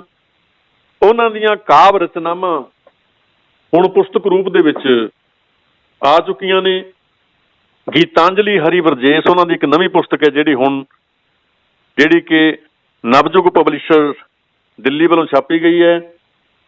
ਡਾਕਟਰ ਰਵਿੰਦਰ ਕੌਰ ਰਵੀ ਵੱਲੋਂ ਇਸ ਦੀ ਸੰਪਾਦਨਾ ਕੀਤੀ ਗਈ ਹੈ। ਤਾਂ ਇਸ ਪੁਸਤਕ ਦੇ ਵਿੱਚ ਗੀਤਾਂਜਲੀ ਹਰੀ ਵਰਜੇਸ ਦੇ ਵਿੱਚ, ਜਿਹੜੀ ਕਿ ਹੁਣ ਪਿੱਛੇ ਜਿਹੇ ਪੰਜਾਬੀ ਯੂਨੀਵਰਸਿਟੀ ਪਟਿਆਲਾ ਦੇ ਮਾਨਯੋਗ ਵਾਈਸ ਚਾਂਸਲਰ ਡਾਕਟਰ ਅਰਵਿੰਦ ਜੀ ਵੱਲੋਂ ਰਿਲੀਜ਼ ਕੀਤੀ ਗਈ ਹੈ। ਇਹ ਪੁਸਤਕ ਦੇ ਵਿੱਚ ਗੀਤਾਂਜਲੀ ਹਰੀ ਵਰਜੇਸ ਦੇ ਵਿੱਚ ਭਾਈ ਕਾਹਨ ਸਿੰਘ ਨਾਭਾ ਦੀਆਂ ਜਿਹੜੀਆਂ ਕਵਿਤਾਵਾਂ ਨੇ ਉਹ ਸਾਰੀਆਂ ਸੰਕਲਨ ਕੀਤਾ ਗਿਆ ਹੈ। ਉਹਨਾਂ ਦੇ ਅਰਥ ਵੀ ਦੱਸੇ ਗਏ ਨੇ। ਤਾਂ ਇੱਥੇ ਸਮੇਂ ਦੀ ਘਾਟ ਦੇ ਅਨੁਸਾਰ ਜ਼ਿਆਦਾ ਤਾਂ ਆਪਾਂ ਕਵਿਤਾ ਨਹੀਂ ਪੜ੍ਹ ਸਕਦੇ। ਇੱਕ ਜਿਹੜੀ ਮੁੱਢਲੀ ਕਵਿਤਾ ਮੈਂ ਇੱਥੇ ਪੜ੍ਹ ਕੇ ਸੁਣਾਉਣੀ ਚਾਹੁੰਦਾ। ਔਰ ਮੈਂ ਤੁਹਾਡਾ ਸਮਾਂ ਇੱਕ ਮਿੰਟ ਹੋਰ ਲਵਾਂਗਾ, ਕਿਉਂਕਿ ਮੇਰੇ ਟੀਮ ਦੇ ਮੈਂਬਰ ਸਰਦਾਰ ਸਰਵਣ ਸਿੰਘ ਟਵਾਣਾ ਜਿਹੜੇ MD ਨੇ ਸਾਡੇ, ਗਗਨਦੀਪ, ਇਸੇ ਤਰੀਕੇ ਨਾਲ ਸੰਦੀਪ ਧਾਲੀਵਾਲ, ਗੁਰਮੀਤ ਚਾਹਲ ਸਾਹਿਬ ਵੀ ਸਾਡੇ ਨਾਲ ਜੁੜੇ ਹੋਏ ਨੇ।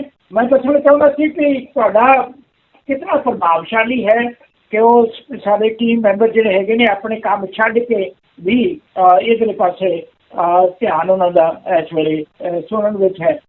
ਸਾਡੇ ਕੋਲ ਬਾਕੀ ਰਹਿੰਦੇ ਨੇ ਤਕਰੀਬਨ 4 ਮਿੰਟ, ਉਹਨਾਂ ਦੇ ਵਿੱਚ ਜੋ ਕੁਝ ਵੀ ਹੋਰ ਪਾਇਆ ਜਾ ਸਕਦਾ ਹੈਗਾ ਉਹ ਤੁਸੀਂ ਕਰ ਸਕਦੇ ਹੋ। ਜੀ ਡਾਕਟਰ ਸਾਹਿਬ। ਹਾਂ ਜੀ ਮਾਨ ਸਾਹਿਬ, ਆਪਣੇ ਸਾਰੇ ਪ੍ਰਬੰਧਕਾਂ ਨੂੰ ਮੇਰੇ ਵੱਲੋਂ ਬਹੁਤ ਬਹੁਤ ਧੰਨਵਾਦ ਕਹਿਣਾ। ਆਪਾਂ ਸਿੱਧੇ ਤਾਂ ਨਹੀਂ ਮਿਲ ਸਕਦੇ, ਤਾਂ ਇਸ ਤਰ੍ਹਾਂ ਮੈਨੂੰ ਬੜੀ ਖੁਸ਼ੀ ਹੋਈ ਹੈ ਕਿ ਅੱਜ ਆਪਾਂ ਸਾਰੇ ਇੱਕ ਸਾਂਝ ਪਾ ਕੇ, ਚਾਹੇ ਦੂਰ ਦੂਰ ਬੈਠੇ ਹੋਏ ਹਾਂ, ਆਪਣੇ ਇੱਕ ਮਹਾਨ ਵਿਦਵਾਨ ਦੀ ਯਾਦ ਦੇ ਵਿੱਚ ਆਪਾਂ ਇਕੱਤਰ ਹੋਏ ਹਾਂ। ਕਿਉਂਕਿ ਥੋੜ੍ਹੇ 2-4 ਦਿਨਾਂ ਦੇ ਬਾਅਦ ਹੁਣ 23 ਨਵੰਬਰ ਨੂੰ ਭਾਈ ਕਾਹਨ ਸਿੰਘ ਨਾਭਾ ਦੀ ਵਰਸੀ ਹੈ। ਤਾਂ ਬੜੇ ਚੰਗੇ ਮੌਕੇ 'ਤੇ ਚੰਨ ਪ੍ਰਦੇਸੀ ਰੇਡੀਓ ਜਿਹੜਾ ਹੈ ਇਹ ਇੱਕ ਸੋਹਣਾ ਪ੍ਰੋਗਰਾਮ ਪੇਸ਼ ਕੀਤਾ ਗਿਆ ਚੰਨ ਪ੍ਰਦੇਸੀ ਰੇਡੀਓ ਵੱਲੋਂ, ਧੰਨਵਾਦ ਹੈ। ਤਾਂ ਆਪਾਂ ਕਵਿਤਾਵਾਂ ਦੀ ਗੱਲ ਕਰਦੇ ਸੀ। ਗੀਤਾਂਜਲੀ ਹਰੀ ਵਰਜੇਸ ਜਿਹੜੀ ਨਵੀਂ ਕਿਤਾਬ ਆਈ ਹੈ ਉਹਦੇ ਵਿੱਚੋਂ ਇੱਕ ਜਿਹੜੀ ਪਹਿਲੀ ਉਹਨਾਂ ਦੀ ਕਵਿਤਾ ਹੈ ਉਹ ਪੜ੍ਹ ਕੇ ਸੁਣਾਉਣੀ ਚਾਹੁੰਦਾ, ਜਿਹੜੀ ਕਿ ਉਹਨਾਂ ਨੇ ਪੰਜਾਬ ਦੇ ਬਾਰੇ ਲਿਖੀ ਹੈ ਕਿ ਪੰਜਾਬ ਸਾਡਾ ਕਿਹੋ ਜਿਹਾ ਹੈ। ਜੀ। ਮਾਲ ਧਨ ਸੰਪਦਾ ਦੀ ਤੋਟ ਨਾ ਦਿਖਾਈ ਦੇਵੇ, ਮੇਰੇ ਪੰਜਾਬ ਦੇ ਕੋਲੇ ਨਾ ਮਾਲ ਦੀ ਕਮੀ ਹੈ ਨਾ ਧਨ ਦੀ ਕਮੀ ਹੈ, ਤੋਟ ਨਹੀਂ, ਪਰ ਚਿੰਤਾ ਨੇ ਕੀਤੀ ਦੇਹੀ ਸ਼ਕਲ ਖਰਾਬ ਹੈ। ਇੰਨੀ ਚਿੰਤਾ ਆ ਗਈ ਪੰਜਾਬੀਆਂ 'ਚ, ਸਾਰੇ ਜਿਹੜੇ ਪੰਜਾਬੀ ਨੇ ਚਿੰਤਾ ਦੇ ਨਾਲ ਭਰੇ ਪਏ ਨੇ, ਸ਼ਕਲਾਂ ਖਰਾਬ ਹੁੰਦੀਆਂ ਜਾ ਰਹੀਆਂ ਨੇ। ਮੁੱਕਿਆ ਸਨੇਹ ਦਿਲਾਂ ਦੇ ਵਿੱਚੋਂ ਪਿਆਰ ਮੁੱਕ ਗਿਆ, ਸਨੇਹ ਮੁੱਕ ਗਿਆ। ਹੱਡੀ ਵਿਆਪਿਆ ਰੁਖਾਸਣਾ, ਸਾਡੇ ਜਿਹੜੇ ਪੰਜਾਬੀ ਨੇ ਰੁੱਖੇ ਜਿਹੇ ਬਣਦੇ ਜਾਂਦੇ ਨੇ, ਰੁੱਖੇ ਜਿਹੇ ਹੋ ਗਏ ਨੇ। ਹਾਲਾਂਕਿ ਗੁਰੂ ਨਾਨਕ ਦੇਵ ਜੀ ਨੇ ਕਿਹਾ ਸੀ ਕਿ ਮਿੱਠਤ ਨੀਵੀਂ ਨਾਨਕਾ ਮਿੱਠਤ ਰੱਖਣੀ ਹੈ, ਮਿੱਠਤ ਵੱਡਾ ਗੁਣ ਹੈ। ਪਰੰਤੂ ਪਤਾ ਨਹੀਂ ਕਿਉਂ ਸਾਡੇ ਪੰਜਾਬੀਆਂ ਦੇ ਦਿਲਾਂ ਦੇ ਵਿੱਚੋਂ ਸਨੇਹ ਮੁੱਕ ਗਿਆ, ਪਿਆਰ ਮੁੱਕ ਗਿਆ, ਹੱਡਾਂ ਦੇ ਵਿੱਚ ਰੁੱਖਾਪਣ ਵਾਪਰ ਗਿਆ। ਅਗਲੀ ਜਿਹੜੀ ਗੱਲ ਦੱਸੀ ਹੈ ਕਿ ਸਾਡੇ ਜਿਹੜੇ ਪੰਜਾਬੀ ਨੇ, ਅਸਲੀ ਜਿਹੜੀ ਪੰਜਾਬੀਅਤ ਹੈ, ਪੰਜਾਬੀ ਸੱਭਿਆਚਾਰ ਹੈ ਪੁਰਾਣਾ, ਉਸ ਨੂੰ ਛੱਡਦੇ ਜਾ ਰਹੇ ਨੇ। ਦੁੱਧ ਲੱਸੀ ਛੱਡੀ, ਆਪਣੇ ਦੁੱਧ ਤੇ ਲੱਸੀ ਨੂੰ ਛੱਡ ਦਿੱਤਾ। ਪਿਆਰੀ ਚਾਹ ਤੇ ਸ਼ਰਾਬ ਹੈ, ਚਾਹ ਤੇ ਸ਼ਰਾਬ ਦੇ ਨਾਲ ਬਹੁਤ ਪਿਆਰ ਪਾ ਲਿਆ। ਅੱਗੇ ਫਿਰ ਦੱਸਦੇ ਨੇ ਆਪਣੇ ਪੰਜਾਬੀਆਂ ਬਾਰੇ ਕਿ ਧਰਮ ਗਿਆਨ ਨਹੀਂ, ਸਾਡੇ ਲੋਕਾਂ ਦੇ ਵਿੱਚੋਂ ਧਰਮ ਦਾ ਗਿਆਨ ਘਟਦਾ ਜਾ ਰਿਹਾ ਹੈ, ਘਟਦਾ ਜਾ ਰਿਹਾ ਹੈ। ਵੱਡਿਆਂ ਦੀ ਆਨ ਨਹੀਂ, ਵੱਡਿਆਂ ਦੀ ਆਨ ਨਹੀਂ। ਜਿਹੜੇ ਬਿਰਧ ਆਸ਼ਰਮ ਨੇ ਉਹ ਵੱਧਦੇ ਜਾ ਰਹੇ ਨੇ, ਆਪਾਂ ਵੇਖਦੇ ਹਾਂ। ਵੱਡੇ ਵੱਡੇ ਘਰ ਨੇ, ਵੱਡੇ ਵੱਡੇ ਉਹਨਾਂ ਦੇ ਜਿਹੜੇ ਬੱਚੇ ਨੇ ਅਹੁਦਿਆਂ ਤੇ ਹੁੰਦੇ ਨੇ, ਗੱਡੀਆਂ 'ਚ ਘੁੰਮਦੇ ਨੇ, ਪਰ ਉਹਨਾਂ ਦੇ ਜਿਹੜੇ ਦਾਦੇ ਪੜਦਾਦੇ ਨੇ ਉਹਨਾਂ ਨੂੰ ਦੂਰ ਹੀ ਕਿਤੇ ਬਿਰਧ ਆਸ਼ਰਮਾਂ ਦੇ ਵਿੱਚ ਛੱਡ ਆਉਂਦੇ ਨੇ। ਤੇ ਦੱਸਿਆ ਕਿ ਨਾ ਤਾਂ ਧਰਮ ਦਾ ਗਿਆਨ ਰਿਹਾ, ਨਾ ਵੱਡਿਆਂ ਦੀ ਆਨ ਰਹੀ, ਤੇ ਨਾ ਹੀ ਪੰਜਾਬੀਆਂ ਦੇ ਵਿੱਚ ਏਕਤਾ ਹੈ। ਪਤਾ ਨਹੀਂ ਕਿੰਨੀਆਂ ਪਾਰਟੀਆਂ ਬਣ ਗਈਆਂ, ਕਿਸੇ ਦਾ ਮੂੰਹ ਸੱਜੇ ਹੈ, ਕਿਸੇ ਦਾ ਖੱਬੇ ਹੈ, ਕੋਈ ਕਿਸੇ ਪਾਸੇ ਵੇਖਦਾ, ਕੋਈ ਕਿਸੇ ਪਾਸੇ ਵੇਖਦਾ। ਏਕਤਾ ਨਹੀਂ ਰਹੀ ਪੰਜਾਬੀਆਂ ਦੇ ਵਿੱਚ। ਏਕਤਾ ਦਾ ਮਾਨ ਨਹੀਂ, ਸਹਿ ਰਿਹਾ ਅਜਾਬ ਹੈ। ਇਸੇ ਕਰਕੇ ਤਾਂ ਦੁੱਖ ਸਹਿਣ ਕਰ ਰਿਹਾ, ਇਸੇ ਕਰਕੇ ਤਾਂ ਪੰਜਾਬੀ ਦੁਖੀ ਹੈ, ਕਿਉਂਕਿ ਉਹਦੇ ਵਿੱਚੋਂ ਏਕਤਾ ਨਹੀਂ, ਏਕਤਾ ਖਤਮ ਹੋ ਗਈ। ਅੰਨ ਦੇਵੇ ਹੋਰਨਾਂ ਨੂੰ, ਇਹ ਹੋਰਨਾਂ ਨੂੰ ਅੰਨ ਦਿੰਦਾ, ਪਤਾ ਨਹੀਂ ਕਿੰਨਾ ਅੰਨ ਪੈਦਾ ਕਰਦਾ ਇੱਥੋਂ ਦਾ ਕਿਸਾਨ, ਪਤਾ ਨਹੀਂ ਕਿੰਨੀ ਅੰਨ ਦਾ ਪੈਦਾ ਕਰਕੇ ਦੁਨੀਆ ਦੇ ਲੋਕਾਂ ਨੂੰ ਪਹੁੰਚਾਉਂਦਾ ਹੈ।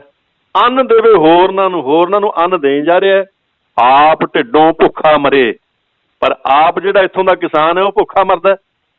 ਤੋ ਭਾਈ ਕਾਹਨ ਸਿੰਘ ਨਾਭਾ ਨੇ ਕਵਿਤਾ ਬਹੁਤ ਪਹਿਲਾਂ ਲਿਖੀ ਹੈ, ਪਰ ਅੱਜ ਦੇ ਜਿਹੜੇ ਹਾਲਾਤ ਨੇ, ਸਮਾਪਤੀ ਦੇ ਅਖੀਰਲੇ ਪਲ ਵਿੱਚ ਆ ਗਏ ਹੈ ਜੀ। ਡਾਕਟਰ ਸਾਹਿਬ ਬਹੁਤ ਜੀ ਕਰਦਾ ਸੀਗਾ ਵੀ ਇਹ ਤੁਹਾਡਾ ਵਿਖਿਆਨ ਜਿਹੜਾ ਹੈਗਾ ਉਹ ਚੱਲਦਾ ਜਾਏ, ਸੁਣਦੇ ਜਾਈਏ, ਪਰ ਸਮਾਂ ਜਿਹੜਾ ਹੈਗਾ ਉਹ ਉਹਦੇ ਤੋਂ ਇਸ਼ਾਰਾ ਹੈਗਾ, ਘੜੀ ਦੀਆਂ ਸੂਈਆਂ ਦੱਸ ਰਹੀਆਂ ਨੇ ਜੀ। ਮਾਨ ਸਾਹਿਬ, ਫਿਰ ਮੈਂ ਮਾਨ ਸਾਹਿਬ ਆਪਣੇ ਵੱਲੋਂ ਦਾਰਾਚੰਦ ਪਰਦੇਸੀ ਵੱਲੋਂ ਦੇਸ਼ ਵਿਦੇਸ਼ ਵਿੱਚ ਜੁੜੇ ਹੋਏ ਬੇਅੰਤ ਸਰੋਤਿਆਂ ਵੱਲੋਂ ਤੁਹਾਡਾ ਇੰਨਾ ਕੀਮਤੀ ਵਿਖਿਆਨ ਦੇਣ ਵਾਸਤੇ ਬਹੁਤ ਬਹੁਤ ਸ਼ੁਕਰਗੁਜ਼ਾਰ ਹਾਂ ਜੀ। ਬਹੁਤ ਬਹੁਤ ਧੰਨਵਾਦ ਮਾਨ ਸਾਹਿਬ ਜੀ। ਮੈਂ ਅਖੀਰਲੀ ਪੰਕਤੀ ਬਸ ਬੋਲ ਕੇ ਸਮਾਪਤ ਕਰ ਦੇਵਾਂ ਕਿ ਅੰਨ ਦੇਵੇ ਹੋਰਨਾਂ ਨੂੰ, ਆਪ ਢਿੱਡੋਂ ਭੁੱਖਾ ਮਰੇ। ਪੰਜਾਬ ਦਾ ਕਿਸਾਨ ਦੂਜਿਆਂ ਨੂੰ ਅੰਨ ਦਿੰਦਾ ਤੇ ਆਪ ਭੁੱਖਾ ਮਰ ਰਿਹਾ, ਆਤਮ ਹੱਤਿਆਵਾਂ ਕਰ ਰਿਹਾ। ਲੱਭ ਸੁੱਖ ਰਹੇ ਹੁੰਦੇ ਹੁੰਦੇ, ਲੱਭ ਸੁੱਖ ਰਹੇ ਹੁੰਦੇ ਸੁਣਦੇ ਪੰਜ ਆਬ ਹੈ। ਇਹ ਪੰਜ ਆਬ, ਪੰਜਾਂ ਦਰਿਆਵਾਂ ਦੀ ਧਰਤੀ, ਪੰਜਾਬ ਦੇ ਲੋਕ ਹੁਣ ਪਾਣੀ ਦੇ ਬਿਨਾਂ ਮਰਦੇ ਜਾ ਰਹੇ ਨੇ। ਬੁੱਲਾਂ ਨੂੰ ਲਾਉਣ ਵਾਸਤੇ ਪਾਣੀ ਨਹੀਂ ਮਿਲ ਰਿਹਾ, ਜ਼ਮੀਨ ਦੇ ਹੇਠਲਾ ਜਿਹੜਾ ਪਾਣੀ ਹੈ ਉਹ ਖਤਮ ਹੁੰਦਾ ਜਾ ਰਿਹਾ, ਖਤਮ ਹੁੰਦਾ ਜਾ ਰਿਹਾ। ਤੋ ਇਹ ਜਿਹੜੀ ਕਵਿਤਾ ਹੈ ਭਾਈ ਕਾਹਨ ਸਿੰਘ ਨਾਭਾ ਦੀ ਇੱਥੇ ਦਿੱਤੀ ਹੈ, ਉਸ ਮੌਕੇ ਲਿਖੀ ਹੈ ਉਹਨਾਂ ਨੇ, ਤੇ ਅੱਜ ਵੀ ਜਿਹੜਾ ਹੈ ਅੱਜ ਦੇ ਜਿਹੜੇ ਹਾਲਾਤ ਨੇ ਉਹ ਪੂਰੀ ਢੁਕਦੀ ਹੈ। ਬਹੁਤ ਸ਼ਾਨਦਾਰ ਹੈ, ਬਹੁਤ ਸ਼ਾਨਦਾਰ ਹੈ। ਉਹ ਕੁਝ ਥੋੜੀਆਂ ਚੀਜ਼ਾਂ ਜਿਹੜੀਆਂ ਹੈਗੀਆਂ, ਮੈਂ ਹੁਣ ਜਿਵੇਂ ਸੀਗਾ, ਮੈਂ ਪਹਿਲਾਂ ਵਾਅਦਾ ਕੀਤਾ ਸੀ ਕਿ ਮੈਂ ਜਾਣ ਵੇਲੇ ਉਹ ਜਿਹੜਾ ਹੈਗਾ ਉਹ ਕਵਿਤਾ ਜਿਹੜੀ ਹੈਗੀ ਉਹਦਾ ਹਿੱਸਾ ਸੁਣਾ ਸਕੂੰਗਾ, ਪਰ ਉਹ ਕਿਉਂਕਿ ਹੁਣ ਦੂਜੀਆਂ ਗੱਲਾਂ ਵੀ ਇੰਨੀਆਂ ਜ਼ਰੂਰੀ ਸਨ ਤੇ ਉਹ ਤੁਸੀਂ ਬਿਲਕੁਲ ਸਿਖਰ ਤੇ ਆਈ ਹੋਈ ਗੱਲ ਸੀ ਕਿ ਉਹ ਰੋਕ ਹੀ ਨਹੀਂ ਸੀ ਜਾ ਸਕਦੀ। ਉਹ ਪ੍ਰੋਗਰਾਮ ਜਿਹੜਾ ਹੈਗਾ ਕਿਸੇ ਵੇਲੇ ਫੇਰ ਵੀ ਹੋ ਜਾਊਗਾ, ਕੋਈ ਐਡੀ ਗੱਲ ਨਹੀਂ। ਪਰ ਮੈਨੂੰ ਲੱਗਦੀ ਹੈ ਤੁਸੀਂ ਅੰਦਾਜ਼ਾ ਲਗਾਓ ਕਿ ਟੀਮ ਦੇ ਸਾਰੇ ਮੈਂਬਰ ਜਿਹੜੇ ਹੈਗੇ ਨੇ ਉਹ ਜੁੜ ਕੇ ਇੰਨੀ ਇਕਾਗਰਤਾ ਨਾਲ ਸੁਣ ਰਹੇ ਨੇ। ਇਹਦੇ ਤੋਂ ਲੱਗਦਾ ਵੀ ਪ੍ਰੋਗਰਾਮ ਜਿਹੜਾ ਹੈਗਾ ਉਹ ਓਵਰਆਲ ਉਹਦੀ ਸਕਸੈਸ ਜਿਹੜੀ ਹੈਗੀ ਆ ਉਹ ਤਾਂ ਬਿਲਕੁਲ ਹੀ ਗੁਰੂ ਨੇ ਬਹੁਤ ਮਿਹਰ ਕੀਤੀ ਹੈ, ਬਹੁਤ ਵਧੀਆ ਰਿਹਾ। ਬਹੁਤ ਮਿਹਰਬਾਨੀ ਜੀ, ਸ਼ੁਕਰੀਆ ਡਾਕਟਰ ਸਾਹਿਬ। ਹਾਂ ਠੀਕ ਹੈ, thank you sir, thank you ਜੀ, ਥੈਂਕ ਯੂ ਸਰ, ਸਤਿ ਸ਼੍ਰੀ ਅਕਾਲ ਜੀ। ਸ਼ੁਕਰੀਆ, ਥੈਂਕ ਯੂ। विद्या विचारिता परोपकारी, विद्या विचारिता परोपकारी।